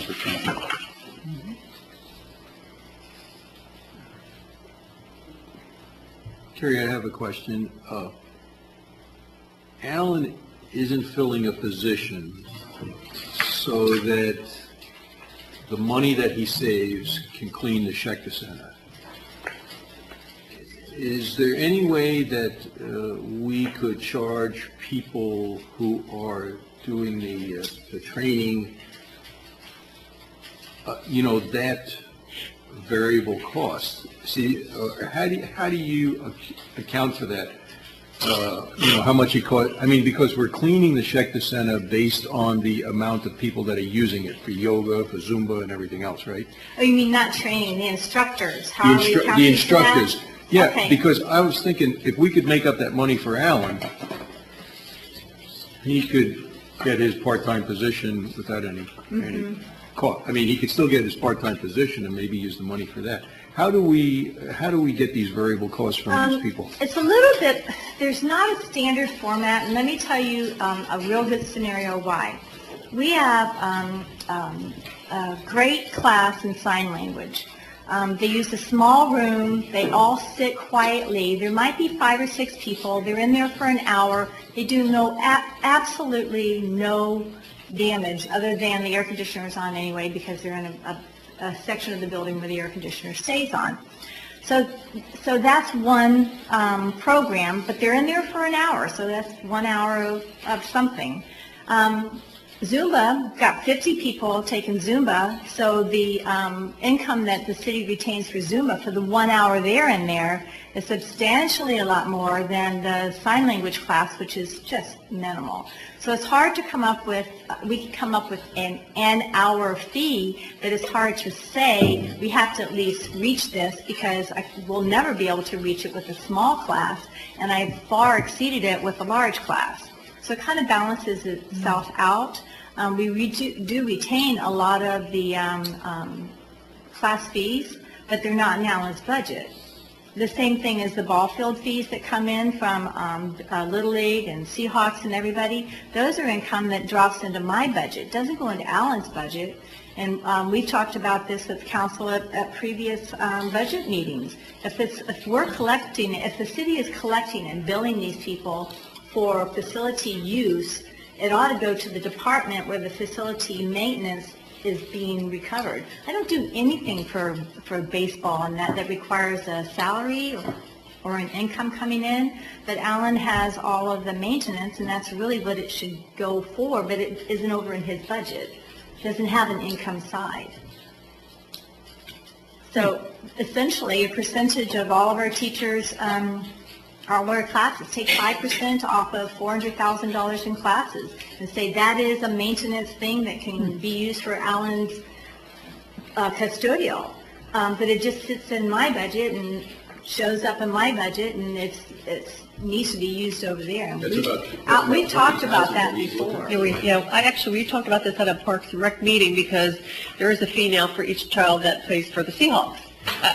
Let's just assume it's $5. I don't remember. So before the league can step foot on the field, and it was for if I remember correctly, it was imposed as a maintenance fee because it's fertilizer and mowing. And I said, well, why isn't that money going into his budget? Because he's the one that maintains the fees, and we have to pay that before we even stepped on the field tonight. So if that's the intent, then that money needs to go for his budget for the maintenance of those fields. As well as cleaning of the Checker Center. Well, again, I think that it's not well understood what our true cost burden is per square foot, if you will, of our recreation facilities. I think if you understood what it costs us to run the air conditioner in the Schechter Center for a day, all right, or whatever the period of time it is that the Schechter Center is open for business. If we knew what we paid for cleaning, if we knew what we paid for electricity, if we knew what we paid for staff, and some of the other contributing factors to the support requirements to have the Schechter Center available to the various instructors that provide the service, then we could figure out essentially what our break-even point is per hour, all right, for a particular room that's rented, whether there's 15 people in there or 50. In other words, it costs us, for example, $10 an hour in electricity and maintenance for the one room at the Schechter Center. Well, then that $10 is figured into the total fee that's charged the instructor, all right, to have that facility at their disposal. And in that way, again, whether you had 1 or 100 people in that room, you recover the costs associated with that component of the facility. And so I don't think we've even done a study or at least checked into that aspect of the cost of our operations. Now, I realize that it may not work well for ball fields, but it might. It might actually open our eyes to how much some of these facilities really cost. But then again, as long as the general public is willing to bear the cost to have those facilities available, because they certainly define what our community is, then at least we understand where our costs are, and we can even tell when costs go up. We can tell across the board how these costs are going to affect operations, because we know what the percent increase is. So instead of just doing an arbitrary increase in fees and giving an instructor a percentage of that, we do a calculated increase in fee, all right, and say, okay, this is how much it's going to cost for the class. The instructor is still getting this amount, but this part of it goes back into the city coffers to pay for the facilities. Like if you pay an instructor 75%, do they ask where does the other 25% go? Or could, Carrie, where does that 25, what do you tell them? Where's the 25% go? You give them 75% and you keep 25. Is that personnel, administrative, you think? No, that just is an income source for the city. It's reflected in the recreation department income estimates each year. Okay. And the 25% is assumed by the instructor and others to cover the cost of the room, to cover the cost of our administrative maintenance and custodial. It may be doing that, we're just not It does do that. In a lot of classes it does that, and in some of the smaller ones it does not. So we got to get this. So in previous years, what we probably did was felt as though 75-25 as a base fee for instructors, 25% more than likely, if you have a solid class, 25% more than likely would pay for the cost of administrative and the cost of custodial and the cost of maintenance and upkeep of the building. If you have a smaller class, it doesn't, but when you have a really large class, it kind of works itself out. That makes sense. And to know exactly how much a room cost would be probably a valuable piece of information. I'm not sure in the end it would do a whole lot of changing in programs, because it's still going to, the programs are still going to generate a lot of revenue. Well, how about this? How about if we did it on a much more macro level and take the total maintenance cost for everything recreation, Alan's field work, your electrical bill, your cleaning, and we took all of the costs that it takes to recreate in this city, and we take the amount of people who use the recreation center historically, recreation services, excuse me, historically, like let's say we take last year, or we take an aggregate of the last 5 years or something like that. We take that total cost, we divide it by the total number of users, and we come up with a very broad-based but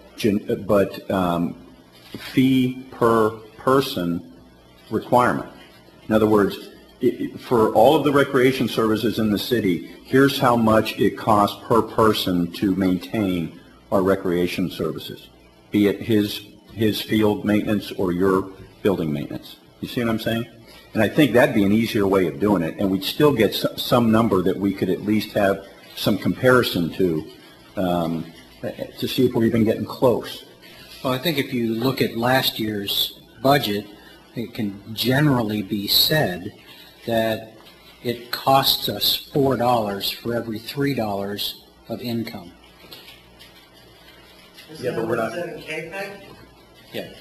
I'm not sure how y'all got that, really. Well, it's kind of based on, let's say that you had a $700,000 budget and you brought in $400,000 of revenue.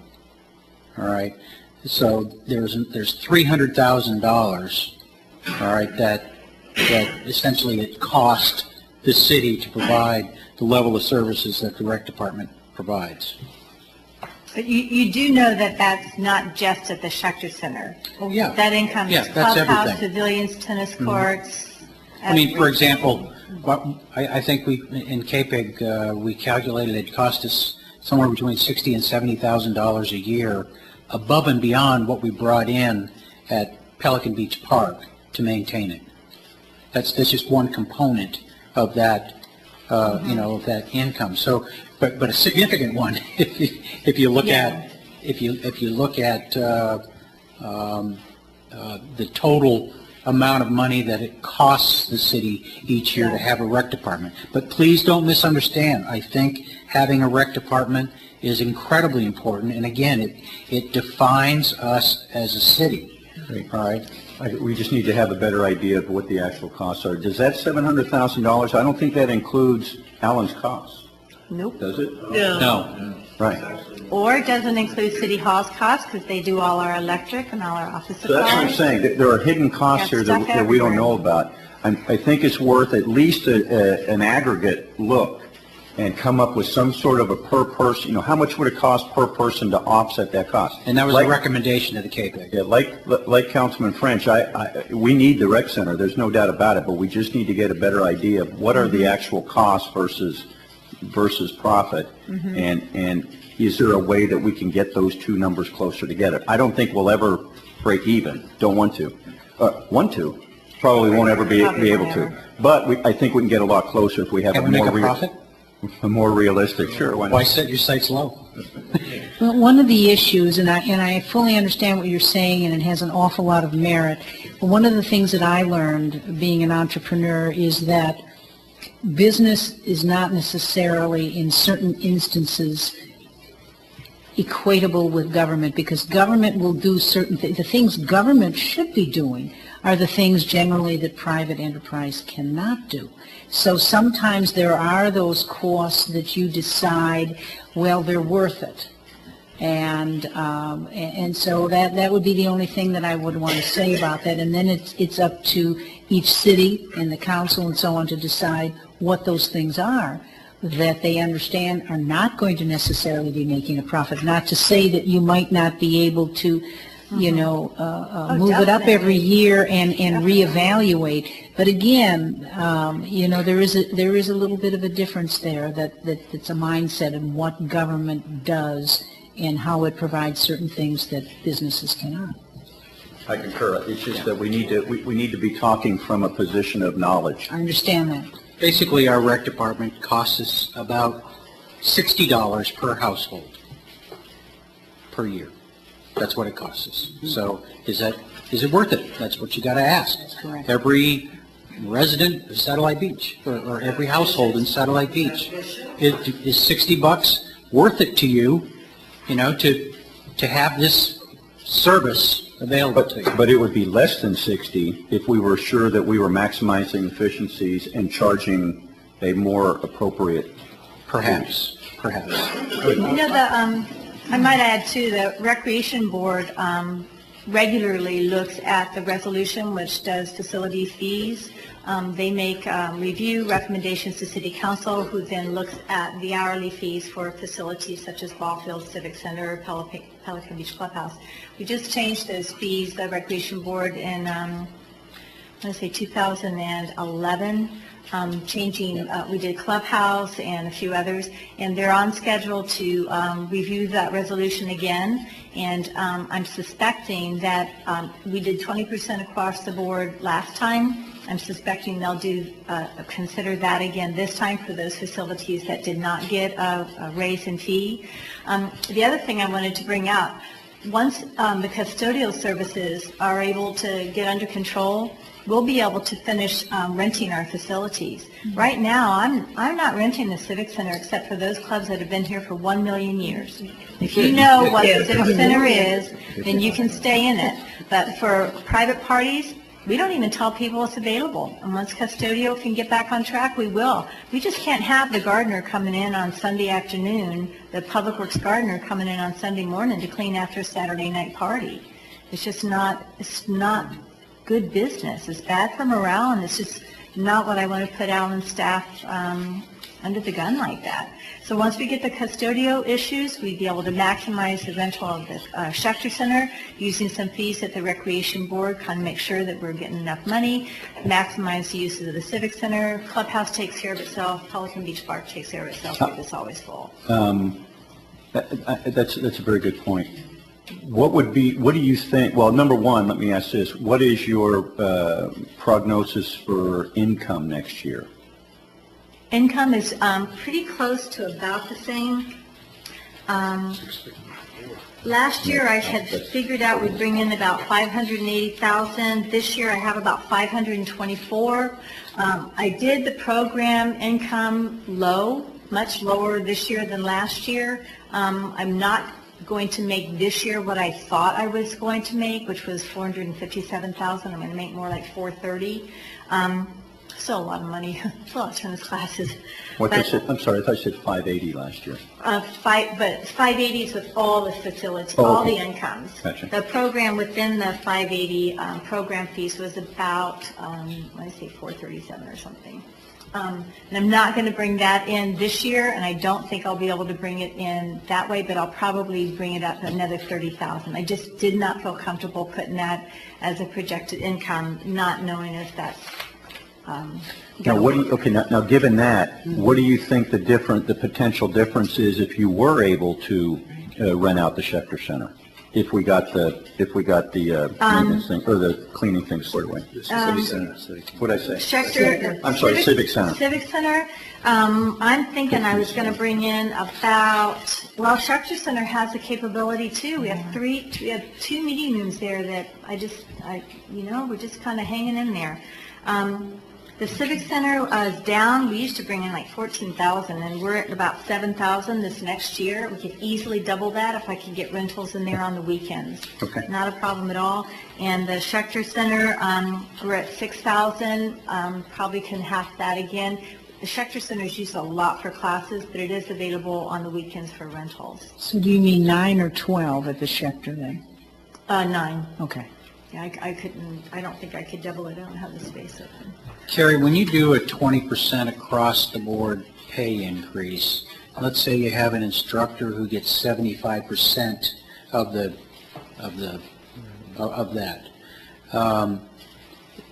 Take a $100, let's take a 75-25 split.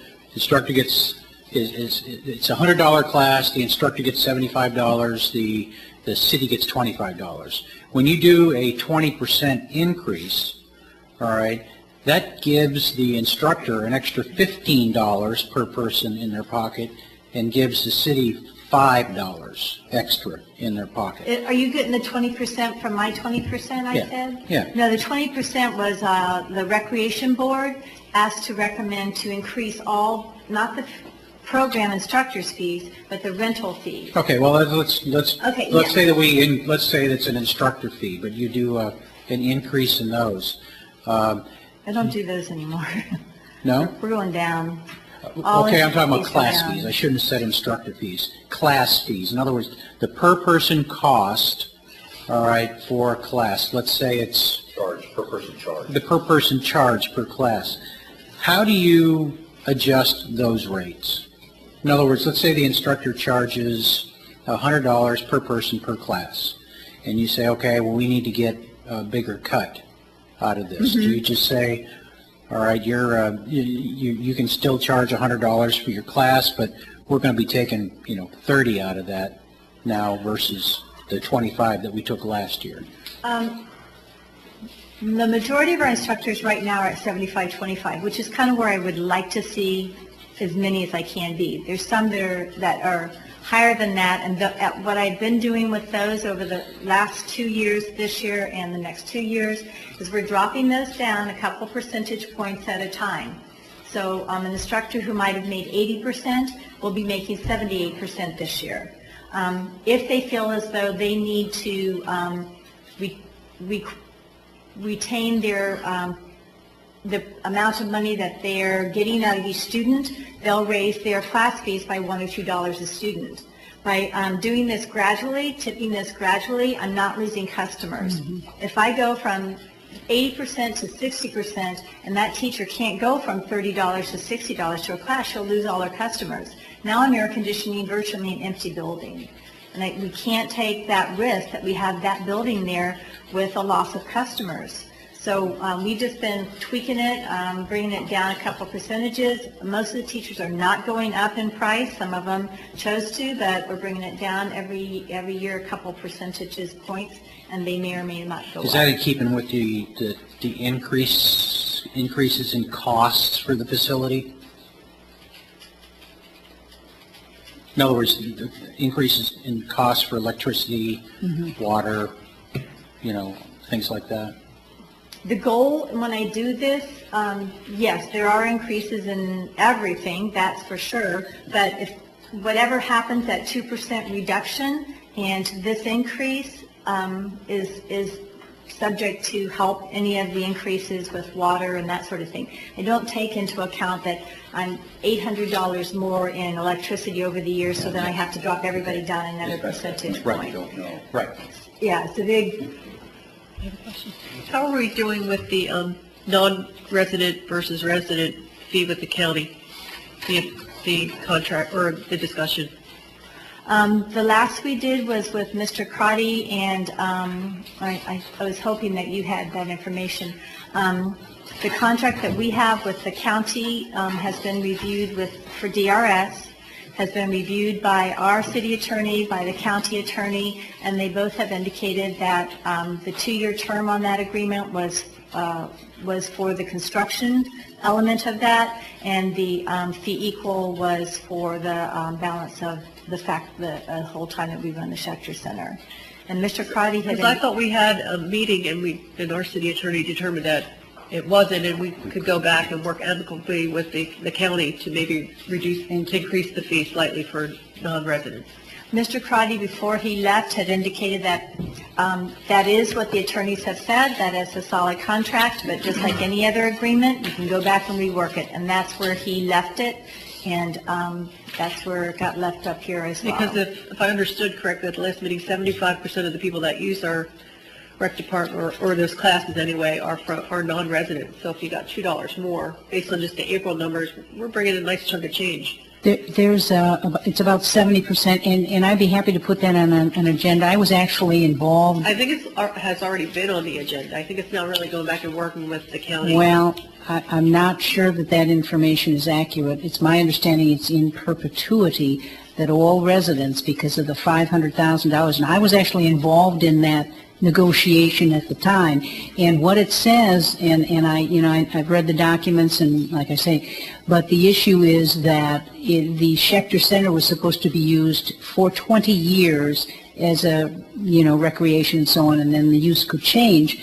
But the money that was about $500,000, and I worked with Ed Washburn on that as well at the county at the time when he was assistant county manager, and that money, when it was given to the city, that all residents, regardless of whether they lived in the unincorporated or within the jurisdictional boundaries of Satellite Beach, would have equal fees, equal access on that. And that was real clear. In fact, Christine, I think it's Lepore from the county attorney's office, indicated that in what I had been reading too. And I'm not sure that I don't know who has interpreted that differently, but it was pretty clear that the county attorney actually did. Our city attorney, rather. Yeah. And it wasn't about debating the issue or the contract. It's that economic times are tough, and certainly the county would understand the position we're in, because we're still paying back the line of credit for that building. We have to pay for the air conditioning. We have to pay for the electric. Only 25% of our residents use the Schechter Center, and $1 or $2, certainly they would understand. It was something we associated it to with the payment for a park. Was it? Yeah, he likened it to the payment for the park that we were able then to. Right. And I thought that we left it that Mr. Beadle was going to go back and talk to the county attorney. That's probably what he needs to do. That was supposed to have happened. I wasn't here at the time, yes. I know the discussion with the rec department has talked about online applying for the classes, registration for the classes, a PayPal thing. I don't think you guys have that going yet. And in conjunction with that, bringing in more revenues is always a good thing. Do we need to do more marketing for the rec department? Do we need to have a nice web page so when you Google Satellite Beach Rec Department, it comes up with all the programs, that type of thing? Do we need resources for that? Probably our registration program, our software now, probably in another year or so we're going to be putting that in the budget to be replaced. I'm sure it'll be have online capabilities at that time when we get a new one on. Online would be huge. It would just make such a big difference. Right now, the program that we have is not capable of going online. The company that bought out the company that we currently have the software for was willing to sell us their new program for $22,000 or so. And then the user had a fee for use of credit card. And the city had a fee for use, actually we had the use for credit cards, and we also had a per transaction fee, and it would have been somewhere between $18,000 and $24,000 a year that the city would have to pick up because somebody transacted over online. So I'm kind of figuring that pretty soon somebody's going to figure the market isn't all that strong on online, and they'll come up with something a whole lot better that we wouldn't have to pay that money. I just could not fathom having city taxpayers pay because somebody had to register online.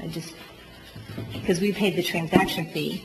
It was something like 2% the first year, but they could go up 1% every year up until they hit like 6%. So you got to be kidding. Got a $5 Easter egg hunt, and somebody's going to pay, the city taxpayers going to pay 6% of that.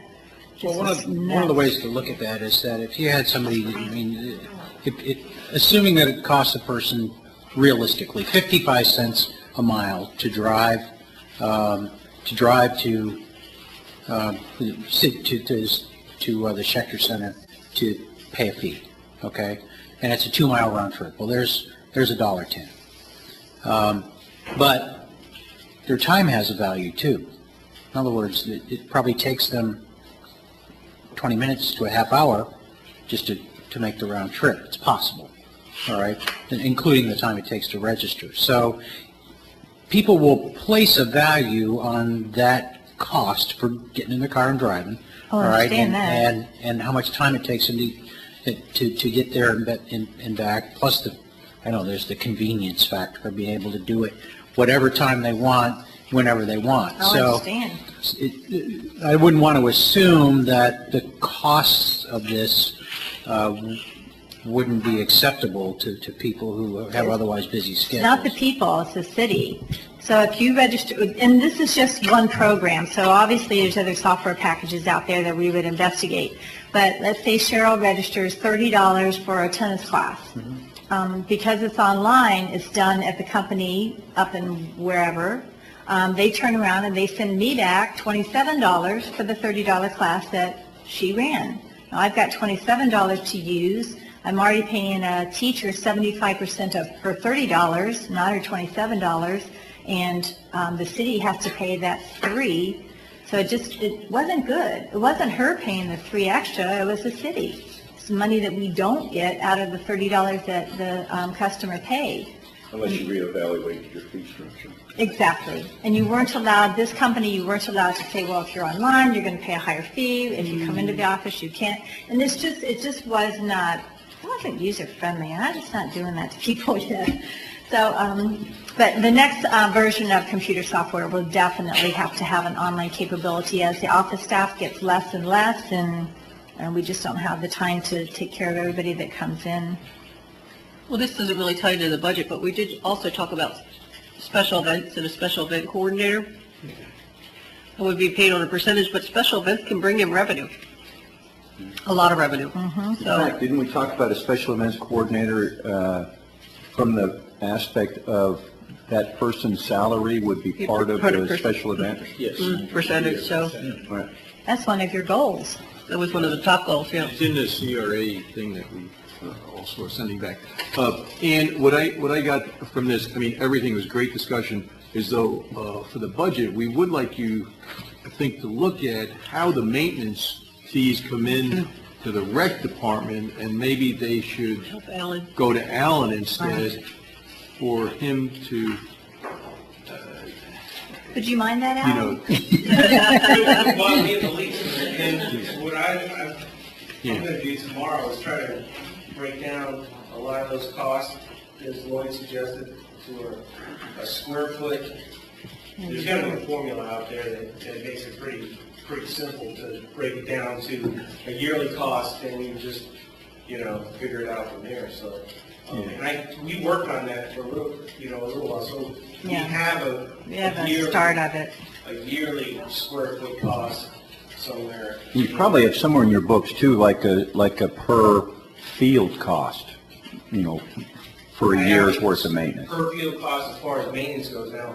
The lighting is a little different. We'd have to figure in the lighting cost, but as far as the maintenance goes, that's a pretty easy cost to get a handle on. Do you have separate power meters on each of these facilities? Yes. Okay. That helps. You can get it. That helps. yeah. Thank you.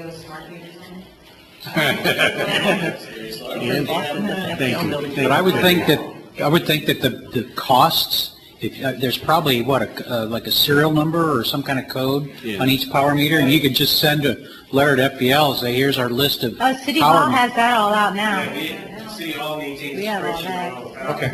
So I Power, can break that water. all down, Cool. Sounds good. on our way. Yeah. Thank you, Terry. Thank Okay. you. Ann? And last but not least, Finance Director Brenda Raver. My goodness. Is that BRR? Your BRR is our chart. Brr. Okay. Did you want to start with a different slide or? No, not right now. For your particular, well, I don't know. Do you want me to go to do you have anything to talk about here before I go to the thing you really want to talk about? Well, my department's in with admin, so, and she kind of covered everything in a nutshell, so Okay. thank you very much. Well, Well, but I did notice in your department, though, you're asking for another person, is that correct? yes, and I that don't think was- that Lenore But mentioned there's, that. we have no slides on Can we that. talk about that, Brenda? Okay, yes, I will talk about that. And also, I want to let you know that in the Capitol, I went with Adam's recommendation with KPEG's recommendation. I added about $50,000 to upgrade everybody's servers and the web and emails and all of that stuff. And there's going to be some other numbers that Adam's getting, and that'll come at the next meeting. You'll have more information on that. So just wanted to give you a little update on that. Excuse me? Oh, No, why, you do can't you have a get small You screen get now? strong with glasses. Yeah, well, no, we open up the spreadsheet, you have to slide everything over, it's not really moving, that's. Oh, yeah, Or you gotta shrink everything, then you can't stop. Oh, sorry. Okay, well, yes, the one thing that I had put, that I'd like to try to get now is an HR person for our department. Let me take my, everything apart here. And in your packet, you'll see the ADP quote that we had received, and that's for $72,000 a year. And that ADP quote encompasses an HR self-service type informational person. Now, that is, our employees would have access to an HR type person. We would still have to input payroll information. We would, just like in the past, we would be doing all the downloads, we would be inputting the information. They would just be processing the payroll, just like we're doing now, and delivering the checks. Well, we're already doing that, so it's not really saving anything. They would have access to an HR person, Well, you can see how much money that would cost. That's quite a lot of money. Well, what I had decided to do is go out and see if we can hire an HR person for in-house, have that person work on updating our personnel policy, which desperately needs it to be revamped from start to finish. This person would be 85% paid for. We'd need to only come up with like $8,000 to pay for this person. Brenda, you might want to say where, you know, that was it was an insurance savings that Brenda found of $44,000. So if you're looking at an HR individual at $52,000 with benefits, Brenda's already found a savings in the budget in health insurance area of $44,000. So that's where you only have an $8,000 figure on your. Yeah. So if we get this HR person, like right now, my department is down one person from when we had lost Kay, who was an accountant. We had lost her back in April of 2011. And she was making $37,000, and that was without benefits. But she did have benefits, but that was without benefits. Well, we've absorbed her work, and right now, Bill Ryan had put in his resignation. So now we're going to be absorbing his additional hours, which is like 15 hours a week. So, and the finance department is disconnected, as you could tell from this color copied, I'm sorry. Didn't say anything for this time. Of all the different HR functions that all of the different accounting people do, so the employees that are here in the city, they have to go to, 4 different people, whether it's Jackie, who's not an accountant, Jackie, myself, Christine, or Nan, for HR functions. And it's such a disconnect for the employees, and I feel so bad for them. It's like, who's doing it today? Or now if Jackie's out, then I'll take care of it. Or if Christine's out, then Jackie can do it. And I just feel so bad for the employees. So this person will be a one-stop shop. That one person will handle all HR functions. The pension stuff, the HR stuff, workers' comp, insurance, it will handle, as in my chart here, all the items that's way out on the entire left-hand side are the items that's going to be taken from each person in the finance department will now be assigned to this HR person. At the very bottom, or the very last page, it says the grant administrator, those hours is from Bill. Well, that will now be absorbed by the other finance people. And from admin, her personnel hours from her filing from in the personnel folders, copying, redacting the files, whatever, that will now be taken over by this HR person. So it's going to help out 2 departments. It's going to help out every city employee, even the retired employees, and it's going to revamp the entire personnel policy. It's going to be a win-win everywhere. It's almost going to be paid for in full, except for the $8,000, which I'm going to be finding in the budget somewhere when it's completed. I already did the duties and responsibilities. We just have to add a pay grade and salary range. If it's approved by council, I would love to try to hire this person right away.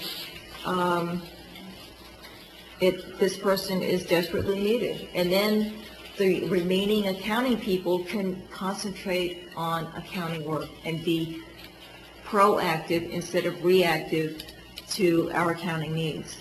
I mean, we're just we do a lot of non-accounting work, and we really need to concentrate on accounting issues. So, that's it in a nutshell. I'll start. I think one of the things we're not doing here is comparing apples to apples, but that's fine if the council wants to go in the direction of an individual rather than a company, because, you know, this company can pay, also do payroll work as well. One thing I do believe is that the HR person or whoever should be a direct report to the city manager, not under finance. One of the reasons why I'm in favor of HR is because people don't have a place to go to if there's a grievance. And I'm being sincere about that. I'm also now very concerned about the personnel policy handbook that hasn't been updated since, really looked at comprehensively since it was written in 1987. But I do believe it should be a direct report to the city manager. That's fine. Great. I'm not a function of the finance department. I vouch with you. Well, before we get into that discussion, what is your total, can you go through your budget like everybody else did? What was your pack, or is it? Combined with admin. Finances combined with admin. Ours, Okay. operating only went up a little over 10%. Okay, okay, Yeah, you know, other than adding this person and okay. And then I guess my next question was going to be to follow on to Councilwoman Dean's question. Does council need to approve these sorts of things? I thought it was city manager. Creating a We department. gave city, we're going to approve a budget. That's what council's here to do.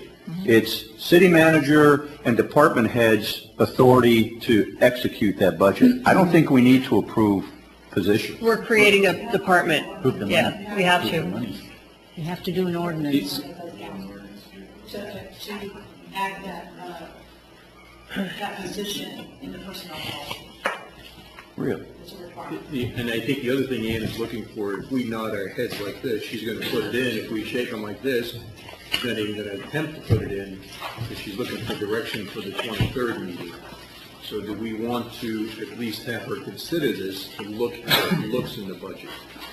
You're going to be, this person would replace, the way I understood your discussion, this would replace two people, basically. One person who's already left and another person who is on his way out. Is that right? well, I mean, not to necessarily replace them functionally, but it's going to be basically one versus two. You got two positions that are, one's not filled, one's leaving, and you're bringing this person in. Is that correct? well, Bill Ryan, it only works 15 hours a week. Okay, so So he's we're part-time. absorbing those Okay. hours. We're going to be doing that right now. Okay, but you have an unfilled position? Correct. Okay, so it's a 1.3 to 1 kind of thing. What did Bill Ryan do? He's a grants Oh, that's right. administrator. I mean, That's, I wanted to clarify that too, Bill's duties. I thought that the grant writing had kind of come to an end, and we still have reporting to do. We still have 4 grants still open. so someone will have to take up those and finish, okay. And that's the accounting portion. And Bill's been with the city for several years. Oh, yeah. Many, many years. So who's going to be doing that after he leaves? Accounting. Okay. He gave his notice the same day Michael put in for his retirement. Okay. So is accounting going to do that, or are you going to send that with the HR person? No, Because it looked like accounting, the- no, accounting is, those hours I wanted to put in there, and that's why I said that Okay. Because the personnel portion is going to be handled under HR, but I wanted to account for those hours. Okay, the work reassigned to the new HR position is only $15.85. That's not a full year. And then I put the 400 hours that's been made up by finance and allocated the personnel portion from admin. What I'm Which is a asking, quarter. Brenda, is that if that stays with you and the HR person goes under the city manager, that person's only working 1,600 hours. Are they going to have another Yes, her 2080, 400? How are they going to do that? I mean, go ahead.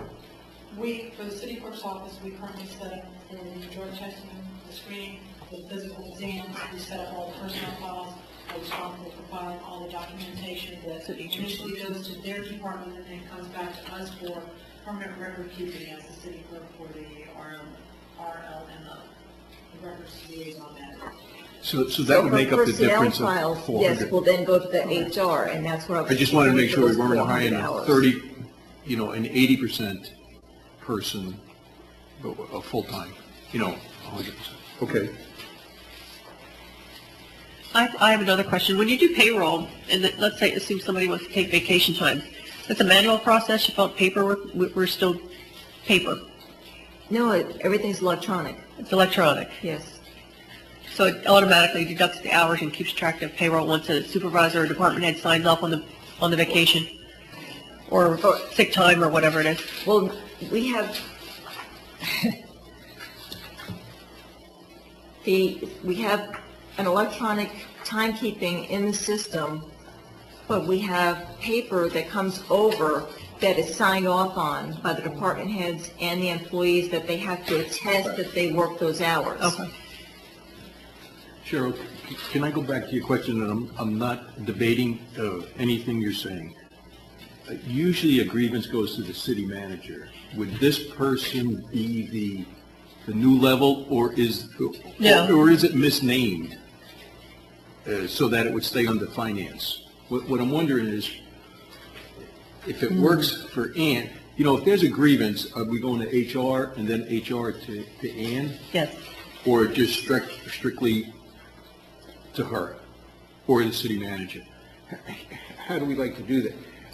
Well, I think usually when you do have an HR department, the grievance would go there first.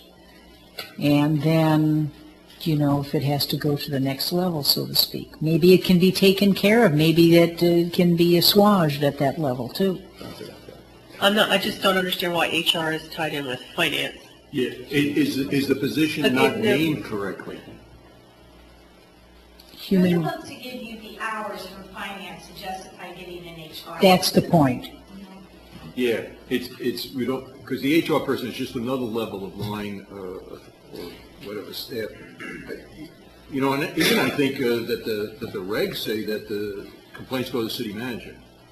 I'd have to look there, but would they be changed then I mean, with? you could change them. I just want to make sure that this Right. person that we're thinking about is going to be available to do the things that we need he or she to do. And it looks like Brenda needed this person in finance to do financial things. No. No. She's trying to, no. right now, finance and they are the human resource department. That's Finance is correct. the human That resource is department. Break them out and put them under the... She's trying to That is correct. And- specialize. She's trying to just do finance, not HR. Trying to do, Right. I think the point is that Brenda's trying to do her job, and if she was able to do that full-time, basically, then we would have some of those figures right now, instead of having to wait. Well, I think we need to be careful, folks, too, on perception. I mean, really, a city our size needing an HR department, I think that's going to be a hard sell when in a down economy. Indian Harbor Beach has Well, an HR department. I know, and they only have but the question's 64 going to be, but we have less employees than we've ever had, and we're adding an HR department. That's. We already have it. It's just intertwined into finance. You're I'm just trying saying, to separate it, and maybe you don't call it a department. I think HR you run coordinator, into, or- I think you run into some problems with competency too, in dealing with some of the issues, that the people, if you've got 4 different people handling this, that sometimes it's not handled as it should be done. Do you follow what I'm saying? I actually feel bad for the employees. Well, and then there's that level of consistency and competency, and an individual to whom anyone can come to who's going to revamp the personnel policy, and I know you're really looking to that, and I know that's you know, it will be an ongoing thing. It needs to be a big push to get that done. But I think what Brenda has shown is that there are so many, if you look at that beautiful sage green, because the color actually was sort of needed to be able to see what each of these individuals actually do, that I think that also finding that $44,000 in savings can offset it. Now, granted, you would be hiring someone new, and you do, and that is the other issue. You will increase your costs as far as some of those things are concerned. That is a fact. But there's also the other aspect of, do you want your finance director to do finance and not have to be doing some of these other things? And cross-training is good, but sometimes you can be too disconnected or spread too thin that you're not able to do your job properly. We should be able to walk into Brenda and say, okay, we need this, and she goes, here it is. That's not happening. And I'm not sure that it ever will, being disjointed like that. And that's also something to weigh, and it's up to council to give some direction on it. And we're also kind of looking at, too, a little money on the front end to save in the long end.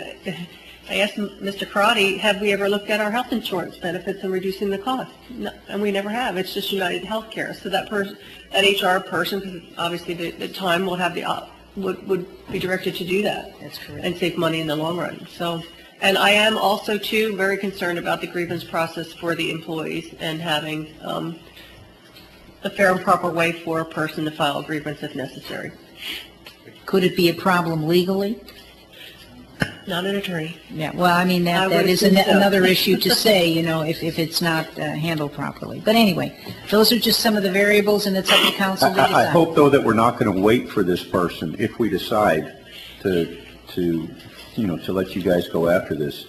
I hope we're not going to wait for that person to make some changes to the personnel policy. They would be moving very quickly, and I would be working with them to do that. Well, I think the answer I would want to get is that we're going to be working on it before that person even gets here, because I would like to see some, and I was going to go into this later, but we're talking about it now. I would like to see some changes to the personnel policy savings applied to this budget. So. Now, Brenda, I did hear you say you want to bring this person on immediately. Yes, I do. Is there money in the 11-12 budget? That's what I'm going to come back with on the 18th. On the 18th? I will have it, yeah. Are we going to discuss budget on the 18th and the 23rd, or what are we going to do? But the 23rd is really the budget meeting, but if there were a couple issues that council wanted on the agenda that we could briefly go through, I don't know if it'll be brief, but I mean, this is the issue if we want to move forward. So you want this person Now. So that might alleviate some of the concern. I agree. Some of the concern. If the money's there. If we can find some money. And that's what we're going to be looking for. All right. Okay, well, You know, I do have to go back to the job description, too. Where did the job description come from? Because I'm concerned, associate's degree from accredited college and 3 years direct office experience, preferably in a municipal environment. I think they need 3 years experience in a municipal environment. Well, that can be modified. Yeah. It's just yes. No. We won't. Okay. And only one left, city manager's office. Have you thought, I know you've been in the seat a long time now, anything that the city manager's office may need? I'm not really able to give a proper assessment at this point in I time. know, sometimes you come up, you may need, I don't know. I have to say staff is great, though. Well, They've really been, helpful, and hopefully they have some good things to say about the city manager as well. They are, and I'm going to open this to public comment. Okay. At this time, I'd like to open agenda item number 4, budget issues. We've discussed police, fire, public works, building and zoning, city clerk, rec, finance, any public comment? Ron? Okay. Well, we're still on this issue. The others have to do with the actual, and the millage rates. Well, it's public comment, I'm not directly. The question was asked, you want to go to the slides? and I think there's only one slide there which talks about millage rate, that most of it is general information on them. Correct. On the rest of them, so it's just what the rollback rate is. Excited, she's excited. No, you're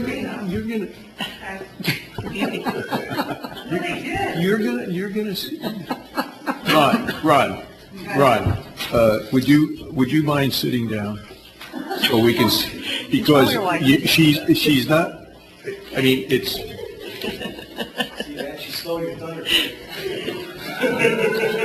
And I'm just thinking, and actually what I'm thinking that Dale is saying, I know, and I just thought about that, because we are going to show you the rollback. Okay, thank you, we are going to show you the rollback rate, and so let's do it. I just Thank you, wanted Dale. very quickly, You're welcome. I just wanted very quickly, because every year we forget for 12 months, then we're back at the budget. So just so you know, and I'm just going to read it. When the total taxable value, which is the total assessed value of all individual properties in the county added together after exemptions of the tax roll, increases from one year to the next year, taxing authorities like the county commission and municipalities like Satellite Beach are required by state law to begin their budget with a rollback of the millage rate to a rate which will generate the same revenue as in the previous year. Each taxing authority must compute a roll-up or a roll-back millage rate and a proposed millage. The roll-back millage rate is the millage rate or the tax rate, same thing, that the taxing authorities must use as a basis for computing any increase in their annual budgets. If the total taxable value decreases, the taxing authorities are entitled to an upward change of the rollback and the tax millage rate in order to maintain the same level of revenue as the preceding year as the starting point for any budget increases. Now, keep in mind that what we're talking about is the aggregate assessed value in the city of Satellite Beach.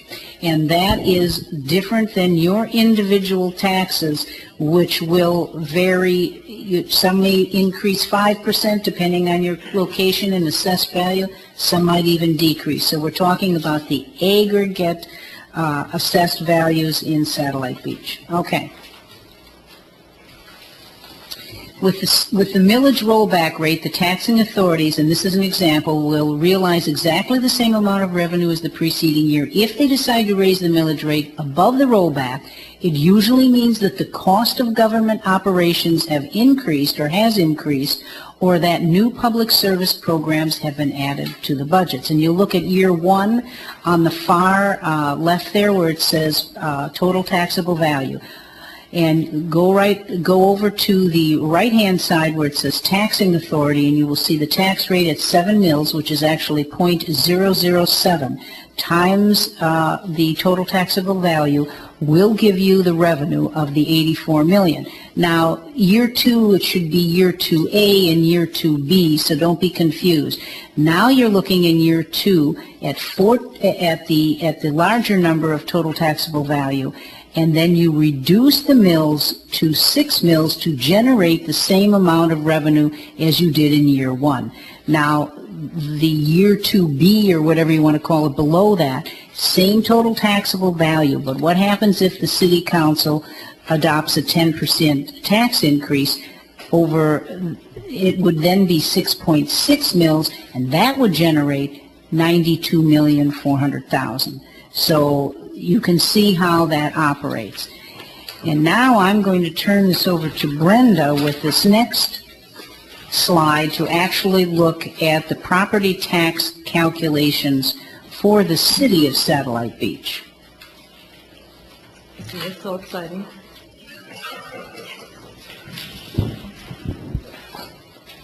Okay, after we had gotten our assessed values, this is the numbers that we had arrived at. Our rollback rate is 8.3979, and that equates to our total ad valorem proceeds at $5.126.89 million, and that's usually calculated at 97% for the budget, which will give us $4,972,403. What's the 97%? I couldn't figure that out. Oh, okay.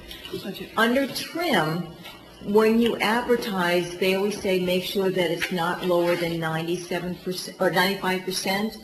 So we always like to go above that and put in the budget at 97%. So that makes sure that we do not have to retrim and re-advertise and all Okay, that. so this is almost a cushion you're giving yourself in Yes. the budget. Got it. Yes. Okay. So last year's net proceeds, budget-wise, was 4.8 million. So we just had a little increase of 90,000 under the rollback rate. Normally, that's usually zero, but because of the value, or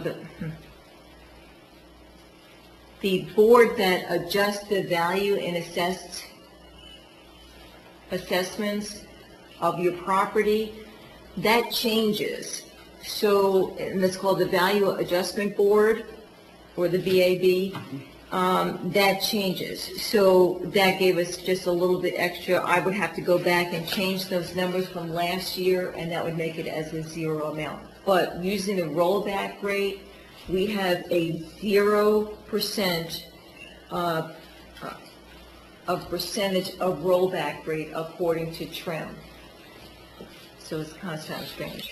But if you use the rollback rate plus 1%, that gives you an 8.4819 millage rate.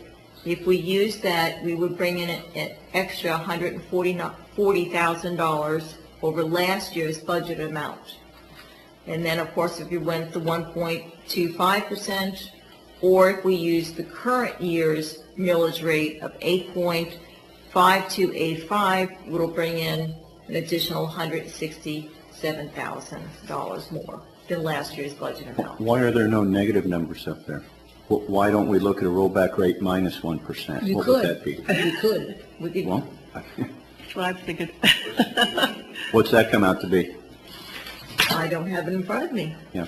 We could That's do that, we could have that for And next. A new way of looking at things. Well, that's true, it is, and you certainly could do that. I'd like to do You that. can go plus, you can go minus. Yeah. You want, how many, where do you want to go on that? How many examples?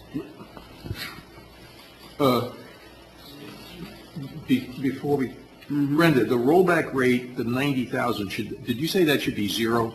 Well, it's a 0% over rollback for last year, as, according to trim.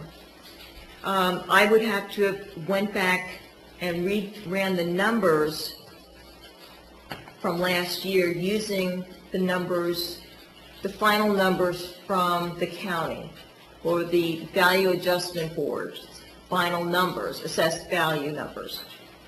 Brenda, may I interrupt? I think with the VAB, when that convenes, they make the decision to raise or lower someone's tax liability, and that's where this is figured in, and it comes kind of after the fact, I believe. So, you know, it's not as clean as the example that I gave, but that is because, you know, there have been some modifications. So, you know, it's to us, if we're looking at a couple different positions, it's not insignificant, but in the overall scheme of things, it really is. So. Well, let me, what Greg said, if you go from the rollback rate to plus 1%, and the difference is 50,000. Right. If you go the other way, wouldn't it be approximately 50,000 less than 90,000? That's what I was thinking. Technically, it should, yes. I mean, probably, because you're dealing in percentages, Yeah. it probably Yes, wouldn't, it would yeah. be close to that, Yes. I right? believe it would. So minus 1% would be About About 40, 40, and 49. then minus yeah, about- 2% would be just below break even. Would be about zero. Well, Maybe minus 1.75 would be zero. Yeah, And we could run those numbers again. let's- that's absolutely right. I'd personally like to see it. Somehow I knew you were going to ask that. Yeah, 1.25 gives you 90 to 152, 62,000, so you're probably right. About 1.75 is Maybe just go, I don't know. Well, yeah, I think 1 Have fun. Now, So you want like -1% and And maybe negative, -2%. negative. yeah, because then we can Yeah. interpolate. That's right. Well, that's what we, Yeah. Well, that's right. yeah, well, we want to get to zero, Yeah, I want to see what it is at zero. and that's only 1.25. Thank you for that input, Citizen Billman. What the notice rate would be at zero, you want, you're looking at, okay. It'd probably be 8% is 8.17. 8.1 and change, I would think.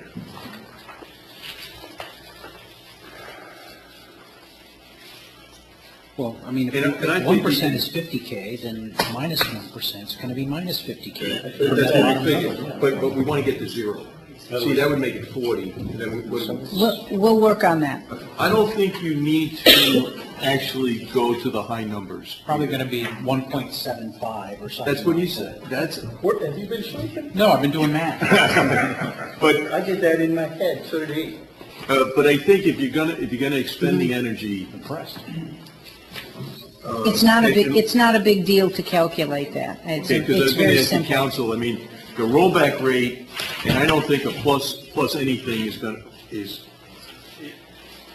in our cards. I figure, You got nothing to be for. I figured that as well. You agree, do you agree? or- I agree. You're right, Okay, Joe. Okay, I mean, I don't want the. So Let's what- put all of our effort the other way. Okay, so what we'll do is we'll look at it from rollback. And negative. Yeah. So that would be, because you're gonna have to find the monies that. Yes, we're going to have to balance search. with that. Yes, yes, you are. And any more, you have some other slides. Brenda, there's one more slide. Can we look at that? There is. Now, this is, again, as I prefaced the meeting, we're looking at the KPEG, we're looking at council suggestions, we're looking at staff and so on. Now, the first item, and Brenda, I'm just going to let you take it away on this one to talk about the reserve and why we have the 2 columns and so on, okay? Okay, well, there was another slide that had the top portion that included that 90,000 on the first column that was at the full rollback rate. The 90,000 encompasses that GASB 54 reserve amount. So we thought that the second column for the 94,000 or 90, almost 94.5 was the only amount that we were going to need. But now if we're going to go negative, it's going to now go to the first column that we're going to need. Because we're required to have that reserve, correct? The GASB 54 reserve. Is this saying you're looking for 211,000 after rollback rate, at rollback rate? Well, now if you're going to go to the negative, You're going to look for more than 211,000. well, no, we're going to look just now for 211,000 if it's going to be zero. Correct. Okay. But let's look at the other items there too to see just what we've got. Right. The first one is the GASB 54 reserve. The second item is to repay the CRA debt if the council approves that, because I know that the CRA board, or I think it's called committee now, or? No, It's a board. It's a It board. was still a board, okay. Or it was some other acronym they used. The Beachcaster, if that is now, if the council wants that to be included or is brought in. The HR and benefits coordinator. That is the net amount that we're looking for. And there's a bonus that we want to add for the employees. And let me discuss that. That's based on employees that are full-time or what? Permanent part-time. Permanent part-time. And there, what do we have? 120 employees in the city, and I think this would encompass 67 of them because it would be those making $60,000 or less for 3/4 of a year, because it would take, and this is a proposal, that it would take effect on the 1st of January, because they have you've got the floating days or whatever that is now through the end of the year. So if it were implemented, it would be 43,206 at 2%, and half of that if you were looking at 1%. So these are issues to look at, to discuss, and see where council wants to go on it. No, COLA would be, what would COLA be? Do you know this year? 2.6 or something? I don't know what the actual rate is. Okay, I don't know. It's over 2. Mm-hmm. So about 60 employees? It would be about 67 employees out of 120, those making 60,000 or less for 3/4 of a year. And in looking at the idea of a bonus, probably works better than a salary increase, because then you have that in perpetuity, if you will, whereas a bonus would be a one-time deal. And again, you can look at 2%, you could look at 1%, and we were looking at not the higher echelon of higher pay, but, so that's what we've come up with. I have a All question. for council to look at. In the personnel policy handbook, it talks about merit increases. When's the last time they've had a merit pool? Do you remember, Joe? Or Merit, well, Pool? every year we make them, but probably haven't paid merit on 4 years. 09, 2009. Yeah, so it's been 3 years. and you had to have a. was that was a COLA? But I mean, you should. Well, you had was a COLA plus A merit? raise. Correct. And that was across the board?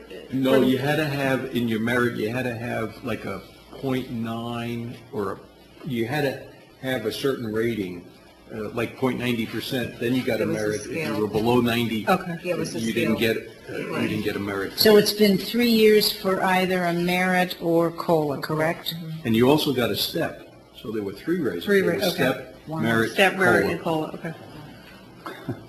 Well, I would offer, this is why, No, but I know what you're saying. I would offer, Right this now- is why we're in the situation that we're in. Let's face it, folks, I'll be the meanie here. Government is considered by many people to be a little fat. We have lots of folks in this city who don't have jobs from last year. True. We have folks whose jobs have been cut from last year. And they're going to be asked to give a 2% bonus to people who deserve it. No doubt about it, they deserve it. The issue is, can we afford it? I would submit to you, those people cannot afford it. That's where I stand. My input would be, you said the cutoff would be 60,000. I think that's a bit high. I think the median income and the median salary in Satellite Beach is probably in the $40,000 range, $40,000 to $50,000 range. I know there might be one or two of us sitting up here that don't make 60,000 or more. So I think that's a bit high. What would you suggest then? The median, whatever the median income for Okay. Satellite Beach is 44,000, 46. So, a little bit lower, it would be my input. Okay, To put it into consideration, so. okay. And I just want to go back and just go over a few things, because I did a lot of research when I looked at the personnel policy handbook and went back and looked at all the ordinances regarding some of the increases. In 2005, it was pretty interesting because some pay grades had changed. And I saw a lot of changes in the pay grades for the upper echelon employees. Some of those pay grades went from up to 19.3%. They were huge pay grade increases. The very same year in 2005, everyone got a 2.8% COLA. 2006, 4.2% COLA. 2007, 2.0% COLA. 2008, I couldn't find anything. That's probably just because it wasn't available. You should have a good memory. I don't, but I know that there hasn't been a raise in 3 years. And then in 2009, the 1.2% COLA. 2010, no COLA. 2011, no COLA. And then in 2012, this year, we gave them the 20 hours of holiday or floating day, whatever it's Something called. else to remember, we did come through with some floating time. for folks. Floating, It costs 20 hours money. of floating time for everybody across the board. That's all I wanted to put on the record. Brenda, tell me why a bonus is January 1st and not, say, Christmas or October or something? Well, because your hours that you gave them ceases on. Oh, that went to end of calendar year, Yes. not fiscal year. Yes. I think the employees deserve something. For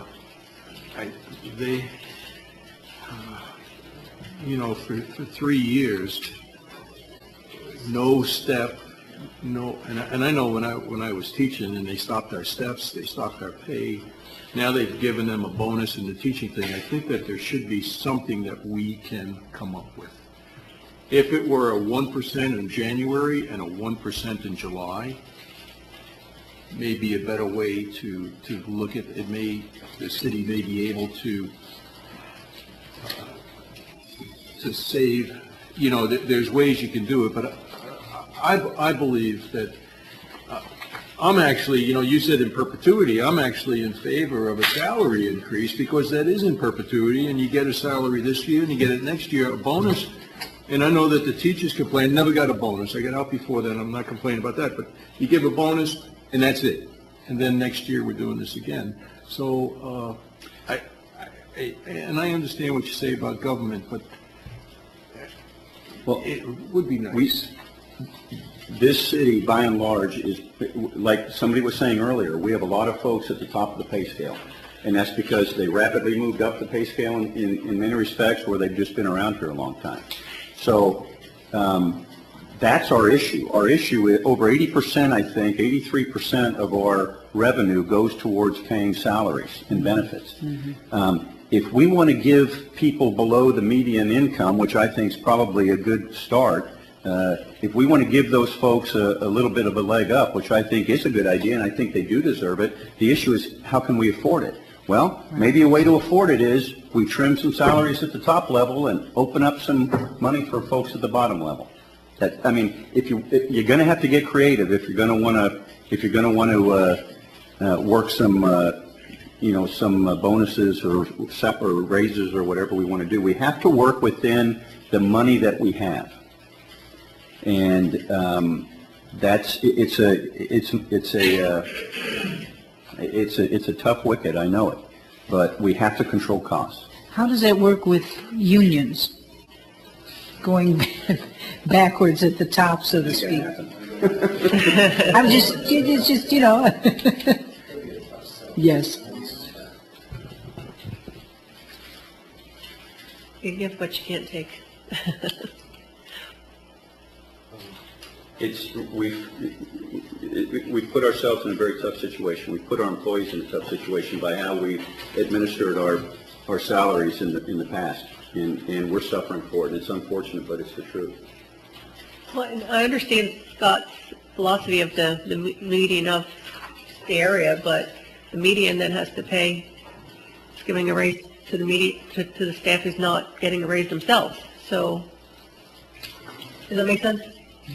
You're asking the citizen, the median, to give a raise to the median. Right. And actually, we're less. And you're lucky that you have a job to be at the Well, median. absolutely. Yeah. I mean, we've endured furlough, lost a job, lost a job. And Mike's making a heck of a lot less money than he used to make, right? Oh, he makes less than the median. Right. Yeah. And he's flying 747s for guys. Absolutely, yeah. But I think these are important issues to discuss right now as we're moving in, so they don't come up later too. And I think it's really important to hear from the public and hear what council has to say. So that's why these issues are here. I do know every one during of the them. election, the pay, the upper echelon pay was a real sticking point with a lot of people in the community, that it was way too high for a city our size. And I know that was a big issue. I agree. The number I heard, which is 60,000, we have 67 people below that, but we have 120 on the payroll. Correct. So that's, I can't do that math. It's, I mean, almost It's almost half and That's half, correct. 60. That is correct. So what Scott says, you bring that down a little bit, but I do think we have to take care of people that are working for Allen, making $11 an hour. They are not, they're on food stamps. Can we go back and look when the pay grades changed and look at those that didn't get anything? Actually, some of the pay grades decreased. People took decreases in pay in 2005. That's In heartbreaking. fact, the higher echelon took decreases in pay for how many years? Was it 2 or 3 years with the giving back from 3% to 2% on, is that sunsetted now? General employees retirement. I don't remember. I didn't see that anymore. They went from 3% to getting 2% for 3 years and saved the city $225,000 for doing that. I still think, though, that we have a lot of people that are at a very low scale. And I know what you're saying about the 67 to 120 at the high scale. And that's what's got us in this situation, is because of that. I know. Because of what we've done in the past, and it's unfortunate those people are in that position. And I agree, we need to be able to help them somehow. It's a matter of a set amount of money, and where do we find that money to help them? And, you know, let's take a look at salaries and see if there's some way to whipper that. And, you know, we take some and give it to others. Or the health benefits. I mean, it's puzzling to me. Well- I mean, mine just changed again, that we haven't shopped for better costs on health benefits, and that money could go back to the salary rather than. And that's a good point. And that's why I'm wondering if this maybe isn't a premature discussion. It's good that you brought it up. But I'm wondering maybe if we shouldn't wait to see how the personnel policy revisions come out and see what savings are identified there that may in fact open up some opportunities to give some lower paid city workers some increase. I don't know. I think that may be worth looking at, because I think by doing things like Councilwoman Dean talked about and looking at the sick leave and all that sort of thing, maybe we can find some money to use. That is a possibility.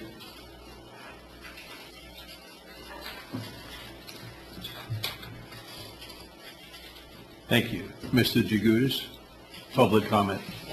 Ryan, I want to make sure you were the first one up because you were the first one to sit down. I'm sorry. Ron Jagutis, resident of Satellite Beach. I too, Mr. Billen, have to stand down sometimes. Again? I too have to stand down sometimes. There's somebody talking to me and telling me what. Oh, like mine? Yeah. Yeah. I noticed that. She sounded a lot like her too. That doesn't take my time up here. How long do I have?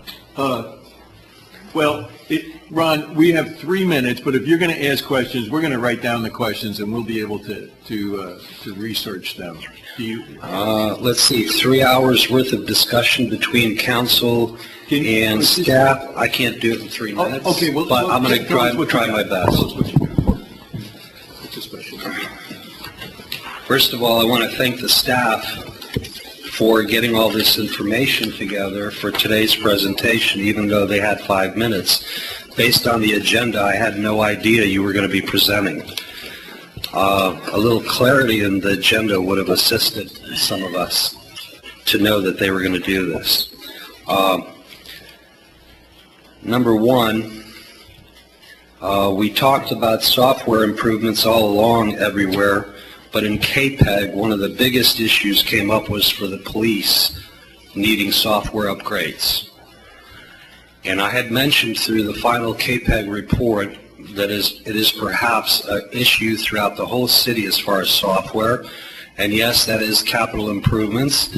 And perhaps we should be looking at the general fund somehow funding these costs so that the employees can become efficient and can do things in the modern age. I know there's things that they're requesting, but there are also things they're giving up. But the software issue is a huge issue, especially with the police department. I will not discuss further what the details are on it because my time's running out. Fire department pretty much stands right. Public Works, I know there's some issues there. And as we discussed in KPEG, we do need actually for all Public Works costs, perhaps we are looking at the budget the wrong way. Maybe we should be looking at it a program budget, allocating the costs of, for instance, the police cars out of the Public Works. Maintenance of the buildings should be allocated over to the various areas. And I do think we have a problem in this city of costing things right now, whether it be due to Brenda's inability to do things based on these HR coordination issues. I can't tell you specifically, but we need better tools to cost. And going back to understanding what our costs are within the Schechter Center and so forth, as I said before, we want to know the number and attach it to it. It's not a function of charging people more. It's an understanding of the full cost, just like a fully loaded salary cost for an employee, knowing the total and see where we are there, and then we can work with that.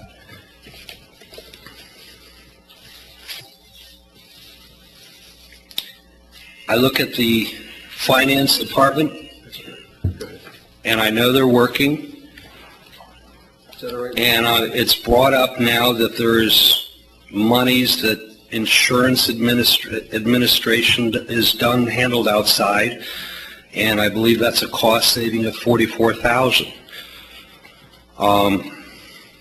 And then we look at the clerk's office, and we're talking about 2 people, and we've got to switch over some more times over to the finance department.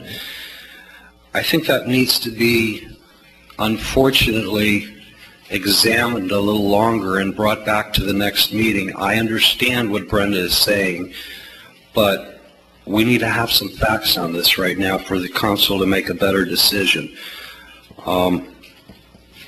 It seems like we're not balancing our work plan the right way here yet, and maybe we're going to become encumbered with inefficiencies in the long term for this. I don't know that for a fact, and I'm not disagreeing that the accounting department is full of work.